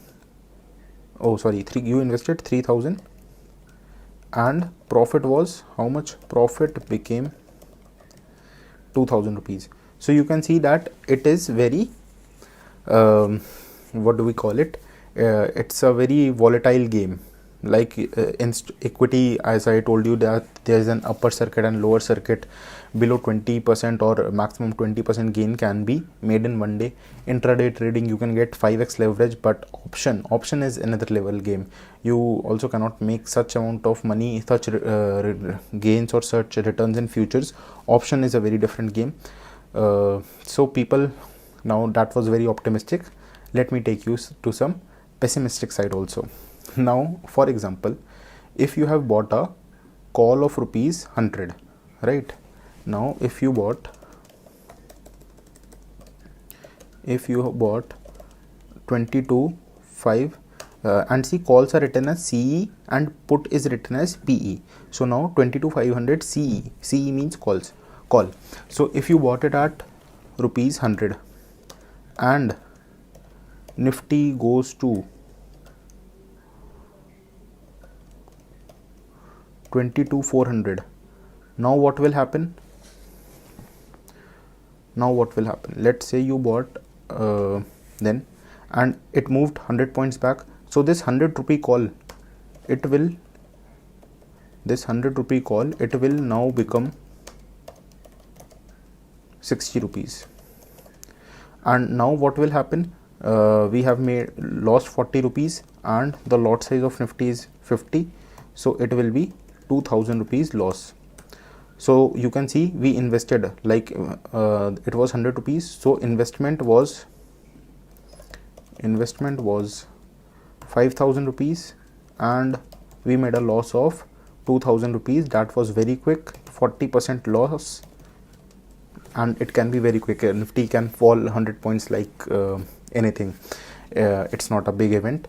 It can, I have seen like it has fall 600 points, 1000 points. When COVID came, it used to fall like 1600 points, like around 9% in a day. So COVID was an exception, it was a rare event, but 100-200 points, it's not a big deal because Nifty is moving only 1 or 1.5%. It fluctuates like daily. So this was the call thing. Now same comes with the put. But what happens, put is when do we buy a put? When we think that market is gonna go down.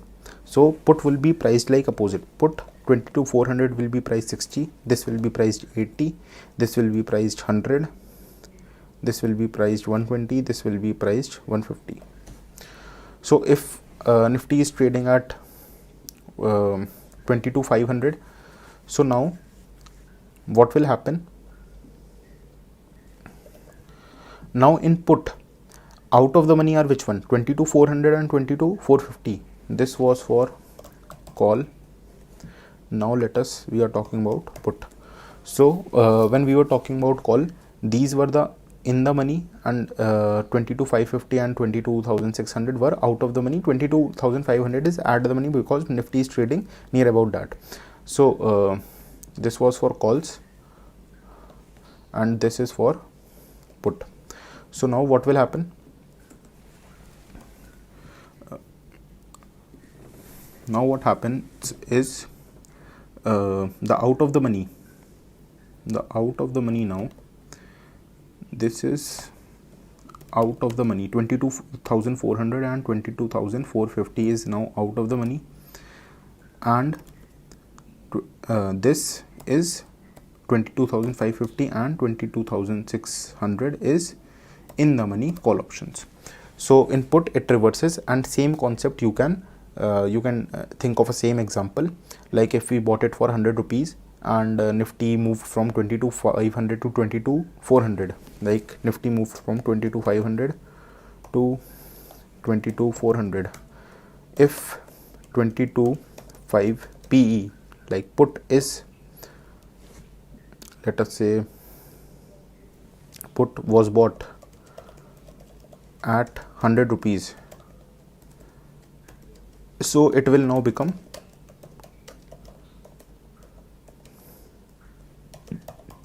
150 rupees. So now how much profit is there? 50 rupees profit, and the lot size is 50, so my total profit will be 2,500 profit by just an investment of 5,000 rupees. How 5,000 rupees were invested? Because it was bought at 100 and the lot size is 50, so 50 into 100 is equal to 5,000 rupees. So this is how it works. Now what happens, the same loss case you can assume that loss could also be made in this. So this is what happens. This is how options trade. There are two types of option, call option and put option. Now coming to who decides the price, like it is 100, this is 120, this is 150, why this is 150, why this is not 160, why this is not 140. So this all comes under the option Greeks. So SEBI and National Stock Exchange, NSE, they have some rules, they have theta, gamma, some elements which decides that what will be the option chain, right? So I gave you example, you can also take a example in this. So now you understood that it is in the money and what is out the money. So if a ABC company is there and it's the share price is 2000 right now, 2000 it's there, and now what will happen, we purchased a 2100 strike price which is for 50 rupees. Now we purchased it for 50 rupees. Then what will happen? If the 2000 share price goes above 2100, then what will happen? It will be called in the money, which I taught you just now. It will be in the money call option. Whereas if it doesn't go, then it will be out of the money. And we'll also take some real life example. This is call option purchase, and this is put option sell. You can also sell a put or sell a call, but if you require, you'll require around 1 lakh rupees, somewhat 1,10,000 rupees to sell an option. Now I'll explain you why selling an option is so expensive, because of the time decay. When we'll study time decay in option Greek, we'll understand why selling is an option expensive. So this was a real life example. You can just read it, and I gave you a better example rather than this ABC stock. I gave you a real example of Nifty. So this is how options are traded. So our derivative market is complete now. Now we have to now we'll go in detail. We'll go option in detail. Then it will be like you'll know everything about option and you can trade it. So this was the option contract. We have understood what is put, what is call, what is the strike price, expiry, premium. Like if a call is like for 10 rupees, for 100 rupees, what we discussed, that is called a premium. So you can buy option, you can also sell option, how they are priced. This we'll study in option Greek, and regulatory is done by SEBI to ensure fair. So I hope you understood. Now let's deep dive into option trading. Now we have understood like what are option contracts, what is a call, what is a put, and how can we buy it, how can we sell it, and how the price fluctuates. So now let's study option detail in option in detail. So for this we need to know the option chain, which is available on the NSE website. So what we can do, we can go to NSE option chain, we can search for it, and then we'll get NSE option chain. So see which all option contracts we have to search.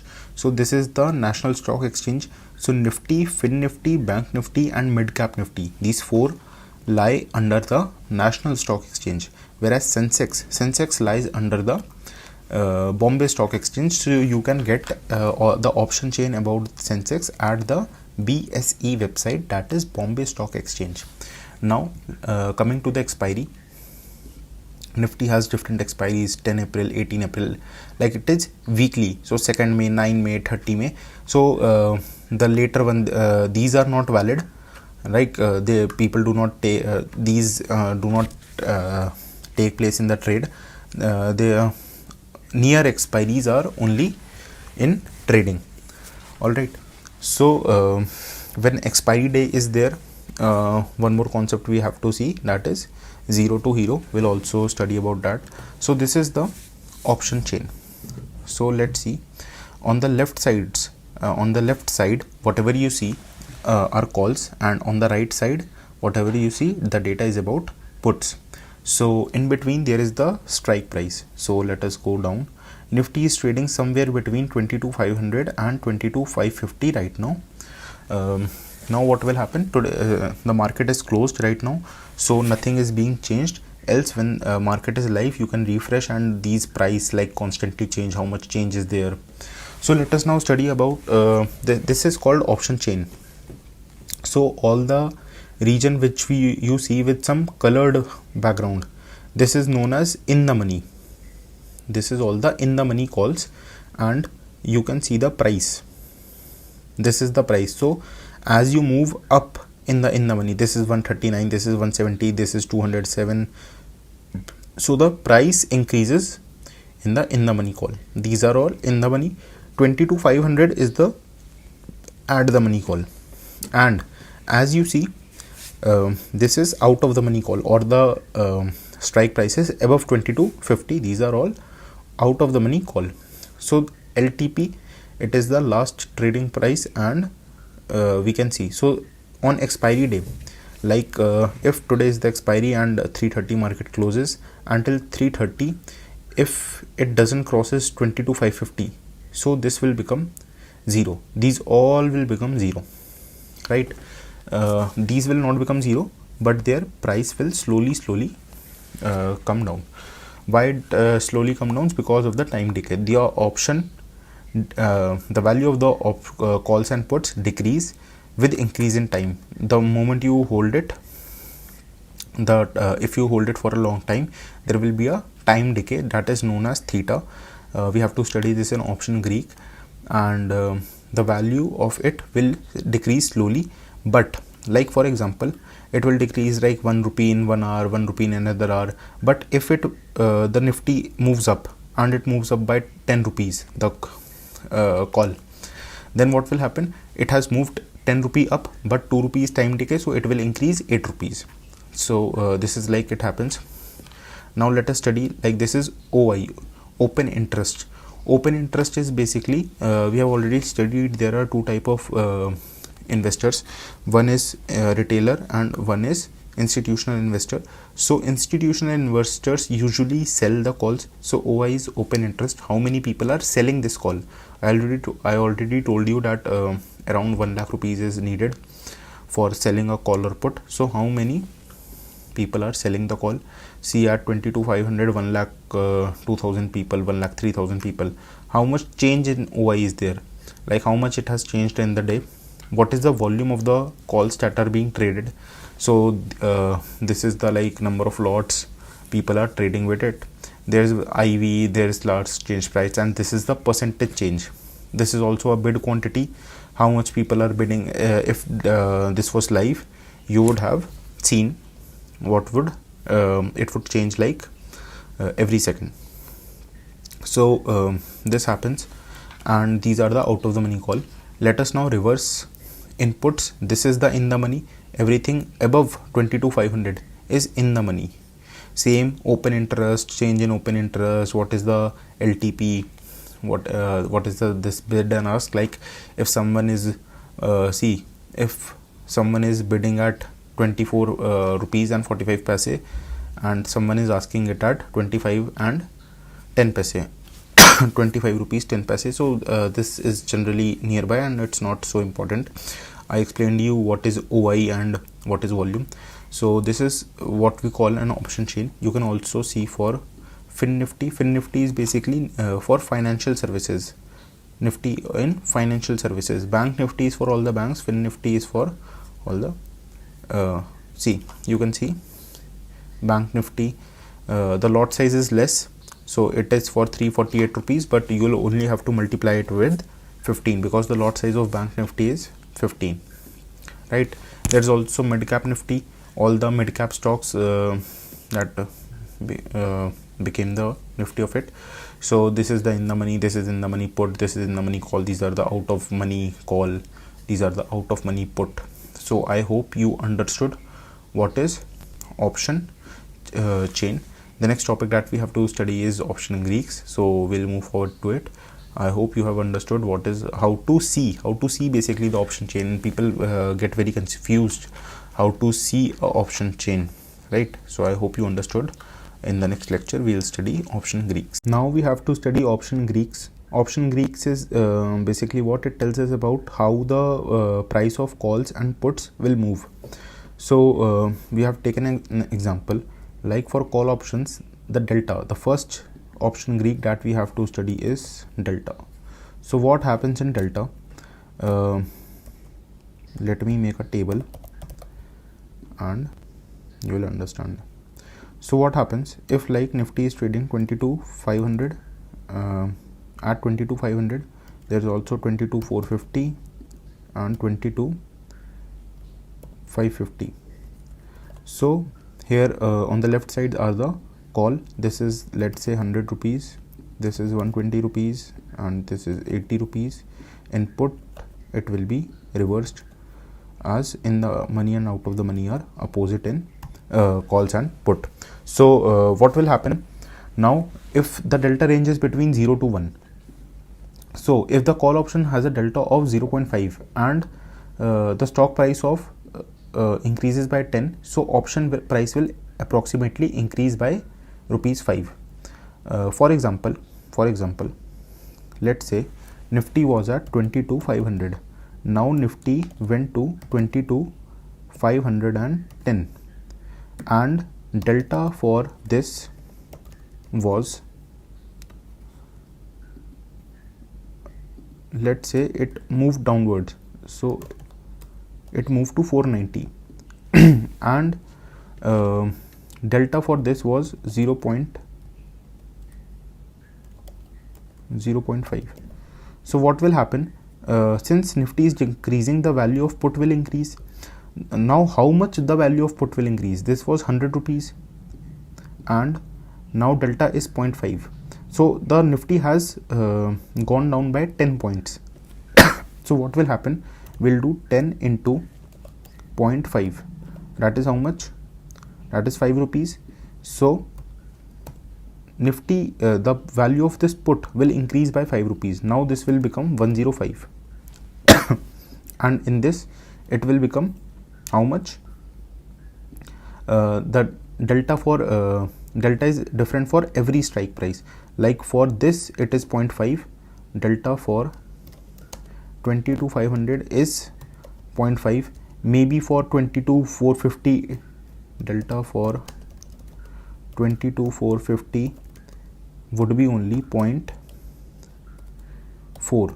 So what will happen? It has moved 10 points down, so 10 into 0.4, that is 4 rupees. So now 80 rupees will turn into 84 rupees.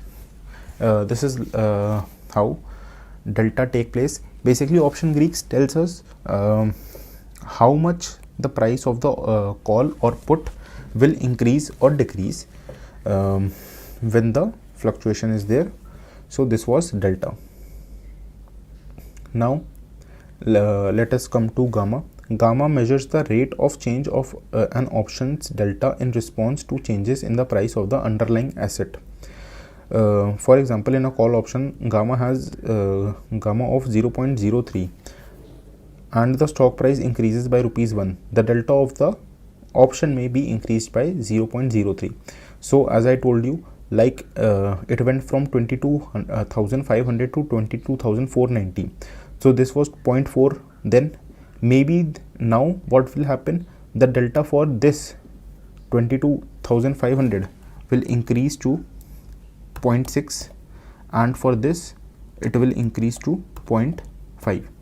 So who calculates this? Like how it is calculated? So it is calculated by gamma. Gamma basically tells us that on moving how much points the delta has to be increased. So delta depends on gamma. See, in Option Greeks there are only two main which a normal retail trader should focus on, that is delta and the most important is theta. Rest all you should just know for knowledge, but it there are like not of so much use, but you should know it. So this is gamma. Now this is now theta comes. Theta measures the rate of an option's price in response to passage of time. Like if you hold it, see, for a call option has a theta of minus 0.02. What does this mean? The option's price will decrease 0.02 per day due to time decay. Like for example, the theta for this call, the theta can be 5 rupees. So what will happen if Nifty remains at 22,500 and it doesn't move, like where it starts at the day 22,500, it goes up to 22,550, then it falls back to 22,500. So it will not happen that like 120 will remain 120. What will happen is it will become how much? 115. Why? Because theta is there as 5. That is why this is time value decay. If you buy a option, you'll always like go against time. If you are taking time theta will play its role and it will decrease slowly, it will decrease. So this is why. Now let's come to we spoke about why buying an option is cheap and selling an option is expensive. So as you all know, like if it doesn't move theta, so you will enjoy the theta. Like if Nifty doesn't move from 22,500, you will enjoy the theta, the price you will get just for holding it, the time. For the time. So big institutions, they usually sell options so that they could get 2 to 3% return on their investment. And some people say that option selling is comparatively safe, but it's not like really safe. Compare it like if you compare with naked option buying means you just buy a call. So than that, and rest we'll talk about in hedging. So now this is Vega. Vega measures the rate of change of options prices in response to changes in implied volatility. What is this? This is basically how much the something is called to be volatile when the price is fluctuating very much. Like from 100 it goes to 120, then 140, then it again come down to 110. So we call it that it is volatile. So if a call option has a Vega of 0.05, it means the option price will increase for 0.05 for every 1% increase in implied volatility. So if at every 1% increase, 0.05 rupees will be done increased. So now let's come to the last row. Row measures the rate of change in options price in change to interest rate. So if interest rate are changing, then row is important, that will be row. So it will be, if row is 0.03, then the options price will increase by 0.03 for every 1% increase in interest rates. So the two main option Greeks are delta and theta. Rest all we have studied for just for our knowledge.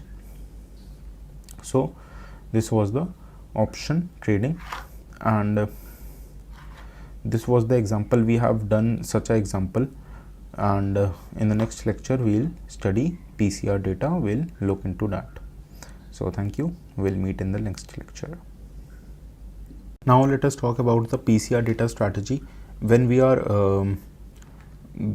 trading in options, PCR data, some people find it very useful. I'll just explain you the PCR data strategy. It's up to you whether you like this strategy or not. Every strategy you hear on internet or in anybody's course or like anything for future, you should first backtest it, and if you like it, then you should only use it, because trading is such a game. Many people what do? They follow tips and they say that this person is saying so I should do this. No, you should use your own brain, and it should be your conviction, because if profit happens, people will be like they'll be really happy, and they'll like not give much credit to the one who made their profit. But if loss happens, it's very easy to blame others. So never trade on tips or whether my friend is saying or anybody else is saying. You should have your own conviction, and this should be your own decision. So now let's come to PCR data strategy. This is the put call ratio. It is a popular technical indicator used by traders and investors to gauge the sentiment. Now PCR data, let me explain you. What happens is put call ratio. So when we need the option table for this, now we'll see volume.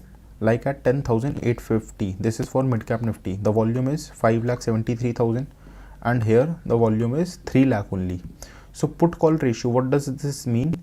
Put call ratio. So 3 lakh and 6 lakhs, for example. So put call ratio, if the volume of put is 6 lakhs and the volume of call is 3 lakhs, then what will happen? The put call ratio, put upon call, 6 by 3, that is what? 2. So if my PCR is greater than 1, then it suggests that there are more put contracts relative to call.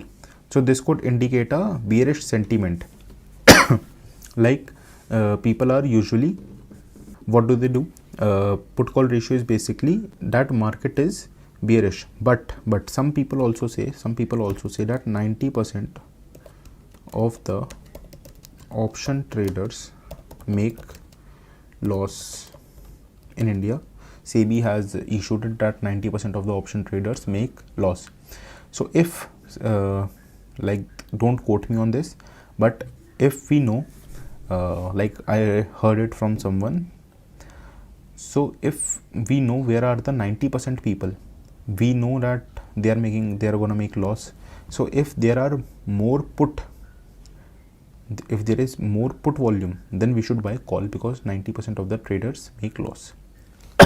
And vice versa, if calls are more and put are less, then we should trade in puts, because maximum people make loss. This is what PCR data is. And some people also go with the trend that put is like in much volume, then the market is bearish and they should sell. If call is in more volume, then the market will be bullish. And when PCR data is around 1, like you should have a very deviated number from 1. It should not be 1.1, 0.9, 0.8, 1.2. No, it shouldn't be like that. It should be like 0.5 or 1.5 or 2, something like that. Then it would be beneficial. Also, some people use VWAP signal with the PCR data. We'll study in technical analysis what a VWAP signal is. So this is where we complete our option trading course. If you want to study like in more detail, like option trading, technical analysis, these are topics that they are very broad and very wide topics.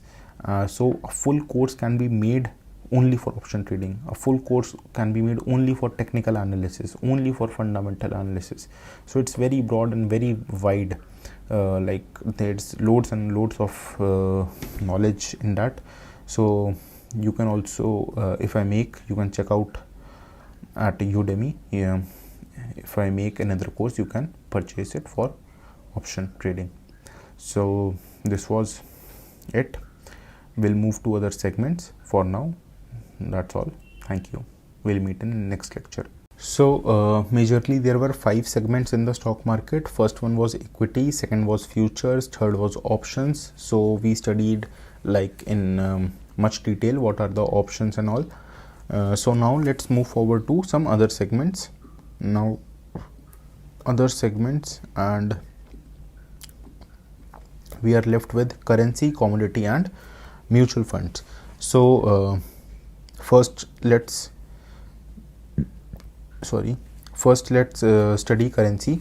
So how does currency work? I already explained you I gave you overview. So that was very beneficial. I already explained you. Currency is basically for the most common types of currency derivatives are future and option contracts. So this is basically like INR, USD. If you think that dollar is gonna go up, like from $1 US cost rupees 83 is equal to 83 rupees, around 83 rupees. So if you think it's gonna go 86 rupees, you could buy a future, you could buy a dollar as it is, and you could also buy a call option. And if you think US dollar is gonna go down, then you could buy a put option. The market hours are, I already told you, it is from 9 AM to 5 PM. You can trade all the currency in this, and this comes under the forex market. It also comes in the stock market, but the currency trading, it is also known as the forex market. And forex market has a lot of capital. Like the Indian stock market comparatively has less capital than the forex market. So what happens in a market that has less capital, like if a market is only has 100 rupees and some big player come with 80 rupees, he can manipulate the market easily. He could take the market as he wants to take. But whereas in forex market, where lots of money is required, there is nobody on earth who could manipulate the market. So currency derivatives are there, and like US dollar versus Indian rupee, euro versus Indian rupee, British pound sterling versus Indian rupee, Japanese yen versus Indian rupee. People can trade in this, and people can trade in other currencies also. Many currencies are available. So this was the currency segment. In the next lecture we'll study the commodity segment. So we'll meet in the next lecture. Thank you. Now let's move forward to the commodity segment. The commodity segment of the in the market refers to the trading of commodities and commodity derivatives.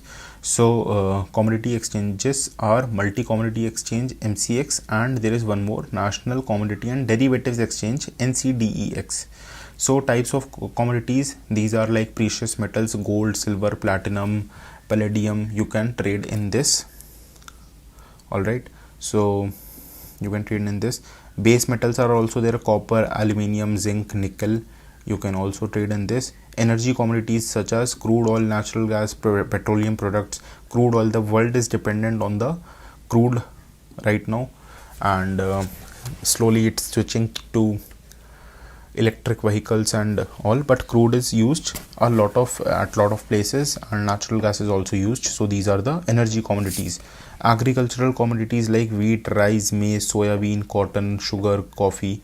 You can also trade in these.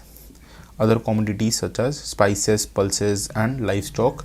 The prices of these fluctuate, so you can also trade in this. You can buy this directly, gold, or you could also buy futures of this. So in the derivative market, futures also come and options also come. So let me just show you for like MCX option chain. So this is the option chain for MCX. We could select, like if we want to see for crude oil and the expiry, it doesn't contain any weekly expiry, only monthly expiry is there in this. So if you want to see the crude oil expiry, we could see crude oil is trading somewhere around 7280 right now. So the call price is 186, and crude has a lot size of 100. So you will get this for 18,600 rupees. You can multiply it with 100. Natural gas has a lot size of 1250 rupees, and this is the put side. This is the put side. These are the calls, these are the puts. So the lot size is bigger, like the crude oil lot is 100 and natural gas lot is 1250. So for each rupee natural gas moves, you could get 1250 rupees if you trade in futures, whereas an option it will depend upon the what is the price of the option. So this is what commodity segment is there, and almost all the commodities are present. You could think of it is present there, and you could trade it and make money. So this was our commodity segment. Now we are taking less time in currency commodity because we have understood the basics, like how the futures work, how the option work.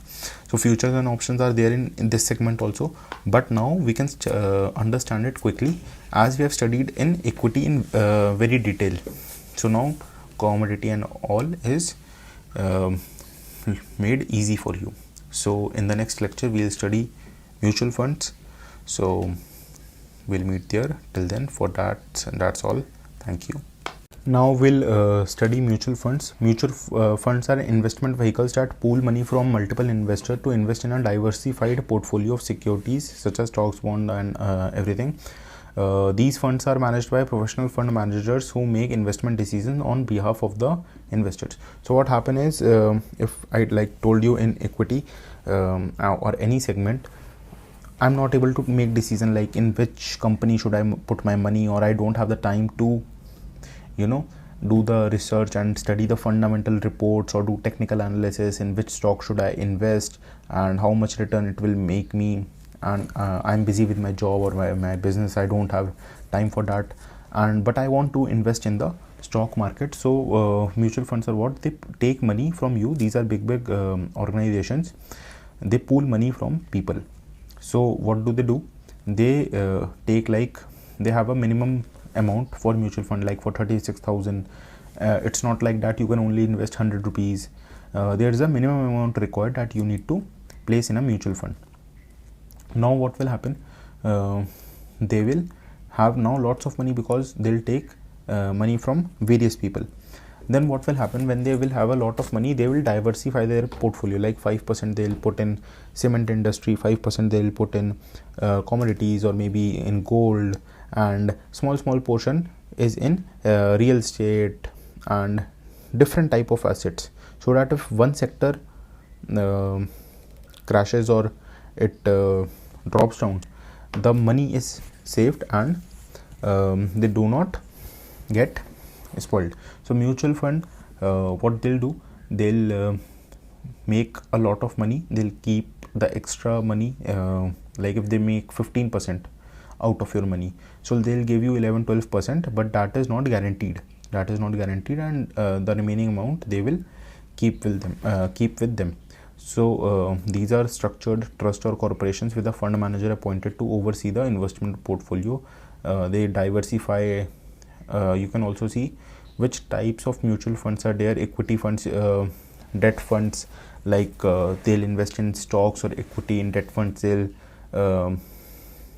like government bonds, corporate bonds, money market instruments, hybrid funds, index funds. Index funds is Nifty and Sensex, and all sector funds like specific sector in industries or something. So these are the types of mutual funds you can choose to invest in.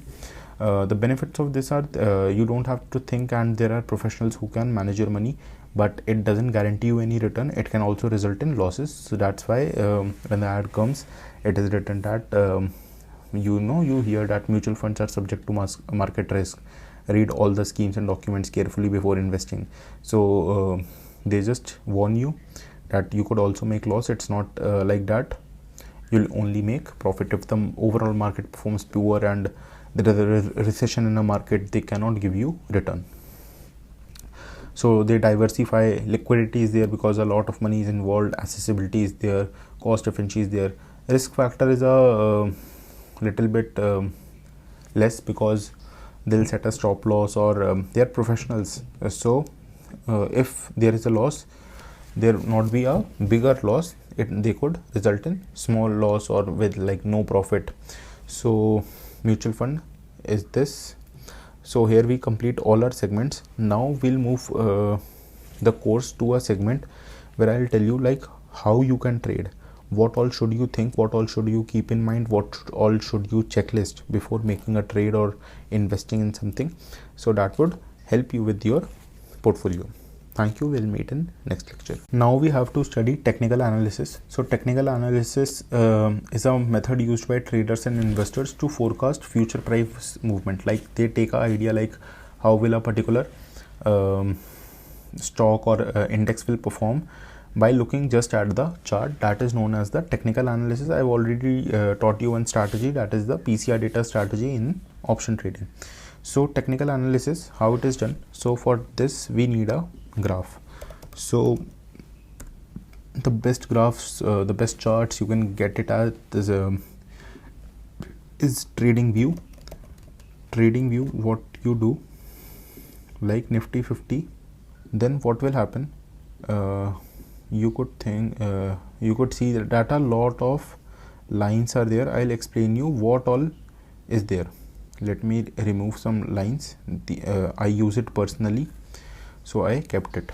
Now you can see that this is a chart, and see the green candle is the one when a stock price or Nifty is increasing, so it makes a green candle. Like in this minute, it is a 1 minute chart. You could also choose the time frame. You could see here it's written choose a time frame, like how you want to trade, like are you a short term trader or you are a long term trader. So likewise you can set the time frame. So how it is performing, like Nifty was at this high, then in the next minute it went to here, so it will show a red candle. So this is a candlestick chart pattern. You can also shift it to bars like this, and hollow candles are also there, and I don't know why it's not changing. Area, like area is also there. Then step line is also there. These are different types, and columns could be done like this, whatever suits for you. Like Renko, this is for paid members, but the best turns out to be the technical analysis in, like you can set it for 1 minute or 5 minutes. If you are a day trader, you need to see like every candle, what candle is being made every minute, every 5 minutes. So this is how you can see. So these are known as candle, and this is known as candlestick pattern. Now what you can do in technical analysis, you can first choose a chart type. It's a bar chart, candlestick, Renko chart, which type of chart is there according to your convenience. Then you can choose a time frame, like it is minutes, hours, daily, weekly, monthly. Short-term traders may focus on time frame for quick trades like 1 minute, 5 minute candle chart. Now you need to identify key support and resistance level. For understanding support and resistance, you need to, let me just show you what is support and resistance. So what happens when, like this, if a stock is trading and we are looking at a graph, now what happens if the graph is turning, like if it goes down till here, then it again goes up, then it again goes down till here, then it again goes up. So what will happen, this line, this is an imaginary line from where the chart is reversing. It keeps falling, then when it comes to this level, it reverses, it again comes to this level, it reverses. So like the baseline, like the chart will go here, then it will move up, then it will come here again, then it will go up. So this imaginary line is known as the support level. And when you think of this line, this is the resistance level. The graph goes like this, then it again comes down, it goes like up, then it again comes down. So the point from where the graph is hitting and coming back, this is known as the resistance level. So the support is the baseline at which it goes down and comes up back.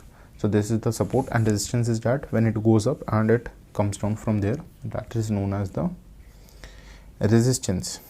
All right, I hope you understood. So like this is the support and above this the resistance. You can see more examples: support, resistance, support, resistance. This is the support, this is the resistance. You could also see in sideways also, support and resistance. All right, so these are the support and resistance levels. So choose a chart type, select a time frame, identify key support and resistance level. Now moving forward in technical analysis, the fourth point is analyze trends, higher highs and higher lows, uptrend, downtrend. Let us see what is a uptrend looks like. Like it's at low, then what will happen? If a graph is here, like it is here, it goes higher high, then it's go higher low. Then what will happen at higher low? If you buy from here, you could know that it will again go high, it will again come down a little bit, then it will again go high. So you can see that it is a bullish trend. Like it keeps going higher, it comes down a little bit, then it again goes more high, then it comes down a little bit, then it again goes high. So this is how the uptrend is, and you can also see how a downtrend it is. Downtrend is basically the reverse of it. Downtrend is basically high to lower low, then lower high, then lower low, then again lower high to low. If you see a chart like this, then you can just at this point lower low, you can think like at lower high that it is going to fall, the stock is bearish. So you could make a trade that, like you could sell it like higher high and lower high. You can understand like this. I hope you understood. Let's move to the next point. These are technical indicators such as relative strength, moving average, convergence, divergence. All right. So now let's come down to the indicators. You could also draw line for support and resistance. All right, like you could draw this line in trading view. Anyhow, you could use some indicators like Fibonacci and all. You could also place a text, you could also place an emoji, and trading view is one of the best for displaying charts. Like many of the brokers use trading view on their app or website. You could also use a scale, and you have many tools. Now coming to the indicators, technical indicators, you can see how long is the list. So technical indicator is a very vast topic, and a full course could be made on technical indicator, like how to use them and how do they work, each and every technical indicator, like what is their function. So let us now search for moving average convergence divergence. This is known as MACD. So it like gives us an indication how the how Nifty is performing, how it is going up, how it is going down. So we could study like one more indicator. This is an indicator, we could like cancel it. And one more indicator, it's volume. Volume is basically volume oscillator. How much buying is coming, how much selling is coming, we could know it from here. This is a also an indicator.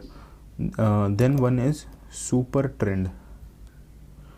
Super trend is basically what? Super trend gives us signal. It is not always accurate, it gives us signal, like the green part over here. It gave us signal at that point that we could buy at this point and this goes up. It gave a signal here that we could sell it, but it's not always correct. It is just an indicator. Breakouts could be seen and a new pattern could be seen, so we could not completely rely on that. So there is one more, that is VWAP. VWAP is volume weighted average price. So this is a technical indicator. It gives us a line, like VWAP, it gives us a line like it is moving like this. So if there is a bullish trade, how to if someone wants to buy on dip, like it came till here, then I would have bought it and again made profit. It's like not always accurate. It breaks the VWAP. If the volume weighted average price, it goes below this, then one should sell it. It gives a confirmation. So people use multiple strategies, like they'll use the PCR data also, they'll use the VWAP signal also, they'll use the super trend also, they'll use the MACD also. MACD, I mean MACD, the indicator. So they could use it and they could get some technical analysis through it. So these are different kind of indicators, and I told you these are like lots of indicators, never ending process. Then analyze your chart patterns like triangles, rectangles, head and shoulders, double top, double bottom. Let me show you what a double bottom looks like. Like you'll see random patterns on the chart and you will try to analyze what will happen. Like double bottom, if it goes like this, downtrend, if like below the breakout will be from the support line. If this is the support, if it doesn't bounce back from the support, it goes down and it bounce back again, then it goes down, and this is support line 2, then what will happen? Uptrend will be seen. So we could, if breakout is done here, then we could just uptrend. Double bottom could also be seen like this. When there are two hits at the high, then it falls a bit, so you could make a bearish trade here. So this is how technical analysis is done. You could also see and monitor the volume, like how much participation is there, consider the market settlement, and see, back testing is very important. You need to keep on looking at the graphs and practice and review it. So this is how you can do the technical analysis and you can take trades. Now we'll meet in next lecture. This was all about technical analysis. Thank you. Now what could be some trading strategies we could discuss that. This is trend following, like if something is like if Nifty is going bullish, it's going up, so people usually what they do, like if something goes like little bit up, they sell it, like it has increased, but you need to see from a clear vision, like when something is uptrend, if something is increasing, it will keep increasing, usually it happens that. And there's a downtrend also, when something is decreasing, it decreases, keep decreasing. So they could find out moving averages, trend lines, and you could do all the things in this chart. Like I could see resistance is somewhat here in this imaginary line. If I put it out, like from here to here, then here, like somewhat like that. So what will happen? I could place a line, I could use my own technical analysis, I could also place a line like this if I want to place a line like this. So I could place like this and do my analysis on my own, and with a strategy I could do something, right? So now what will happen?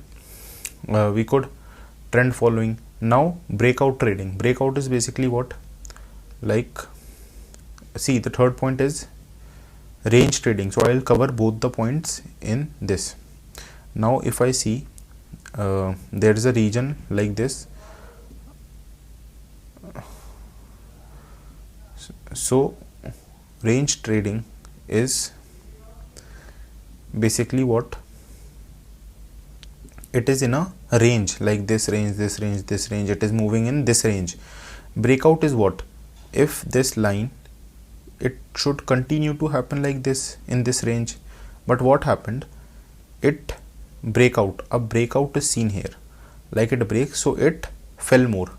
So this was a indication for us that it had a breakout from this line and it fell.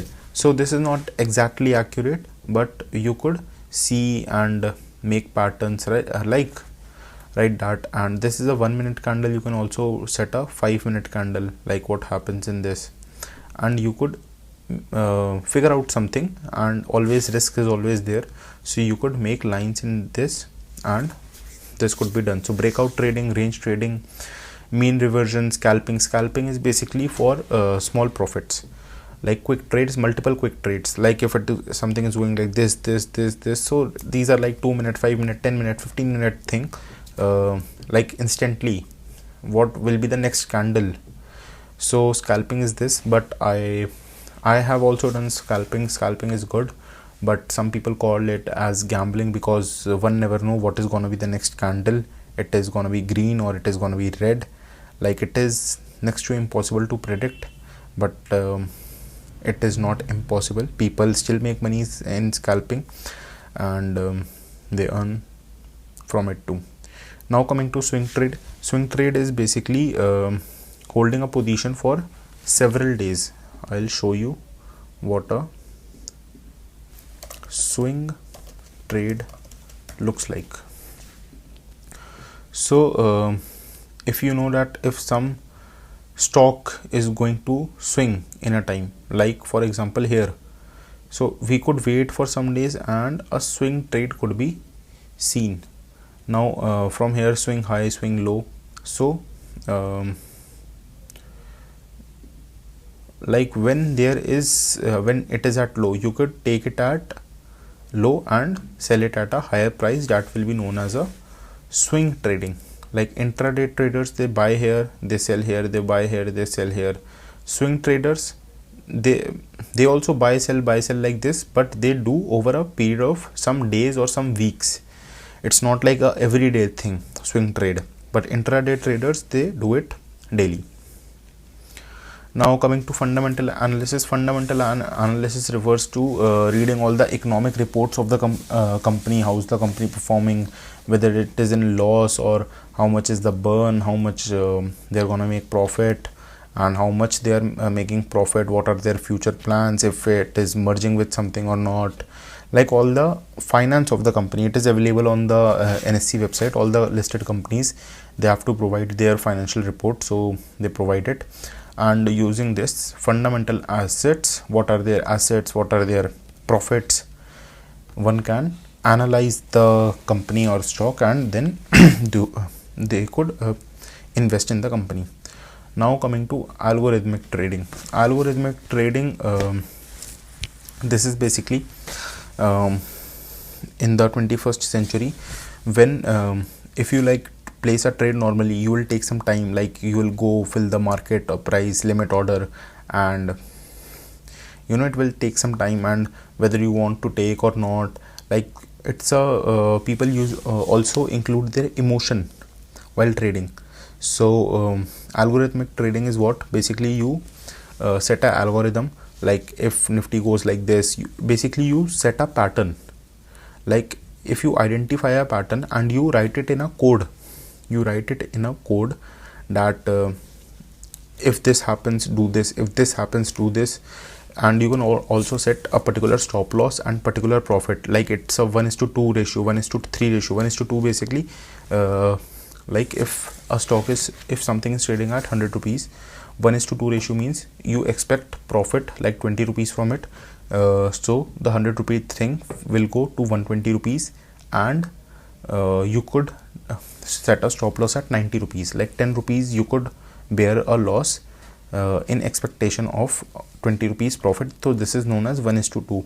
1:1 is what, if you set a stop loss at 10 rupees minus the price you got, and your target is your next 10 rupees, then it is 1:1. So algorithmic trading is basically you write a code, you set a algo, and it automatically executes the trade, it automatically hits the stop loss, it automatically books the profit. But back testing is very important on paper money. What will happen? You set a algo, you code, you do thing, you back test it, whether what is the success rate of this algo. If the success rate is high, you could definitely put your real money into it. Nowadays people are selling their algos publicly, like everyone cannot do coding or set algos, so these are being also sold. So algorithmic trading is a new thing, but nowadays a lot of trading is being traded in algorithmic trade, because algorithmic trading could place multiple orders in 1 single second, whereas humanly it is not possible. So this is the algorithmic trading. Now coming to risk management. Trading is basically a risky thing, because you risk your capital, you risk your money for some profit. You could also lose money in when you are hunting for profit. So risk management is also important, so you could read it all.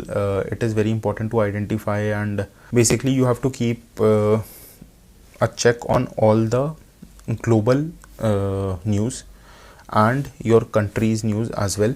Like if there is a government policy change, or if there is something serious, like some war is happening, some new, like COVID came, if there is a financial crisis, or if there is something positive news, like the GDP of your country is growing, the report came out, or a particular top company in Nifty 50 is performing good, so you could take a trade. But you could risk management is basically, if you have to bear a loss, how much loss will you bear, and it shouldn't be like you lose all your capital. Capital is very important. So your risk tolerance should also be there.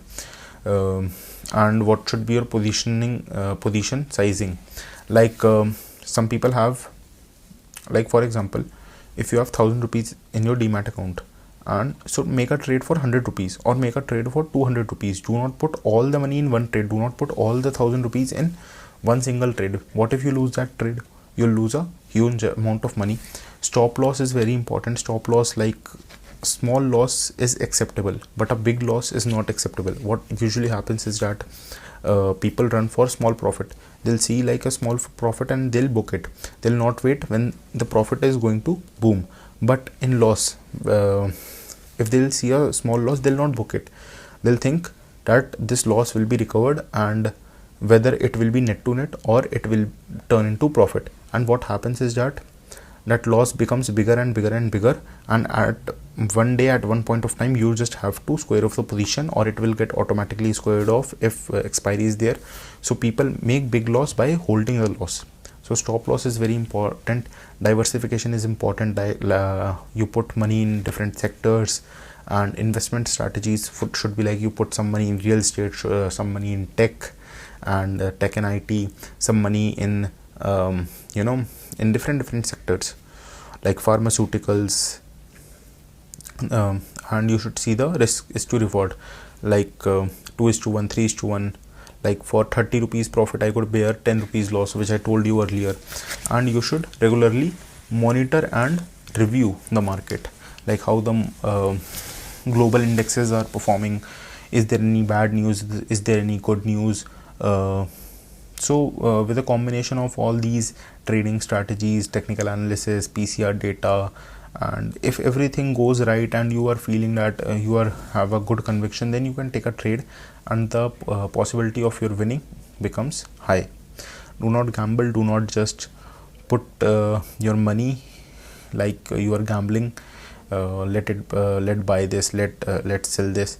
No, don't do it like that. You should have a strong reason behind buying it or selling it, like some fundamental, some technical, anything, but a logical reason should be there. Without a logical reason, do not take a trade.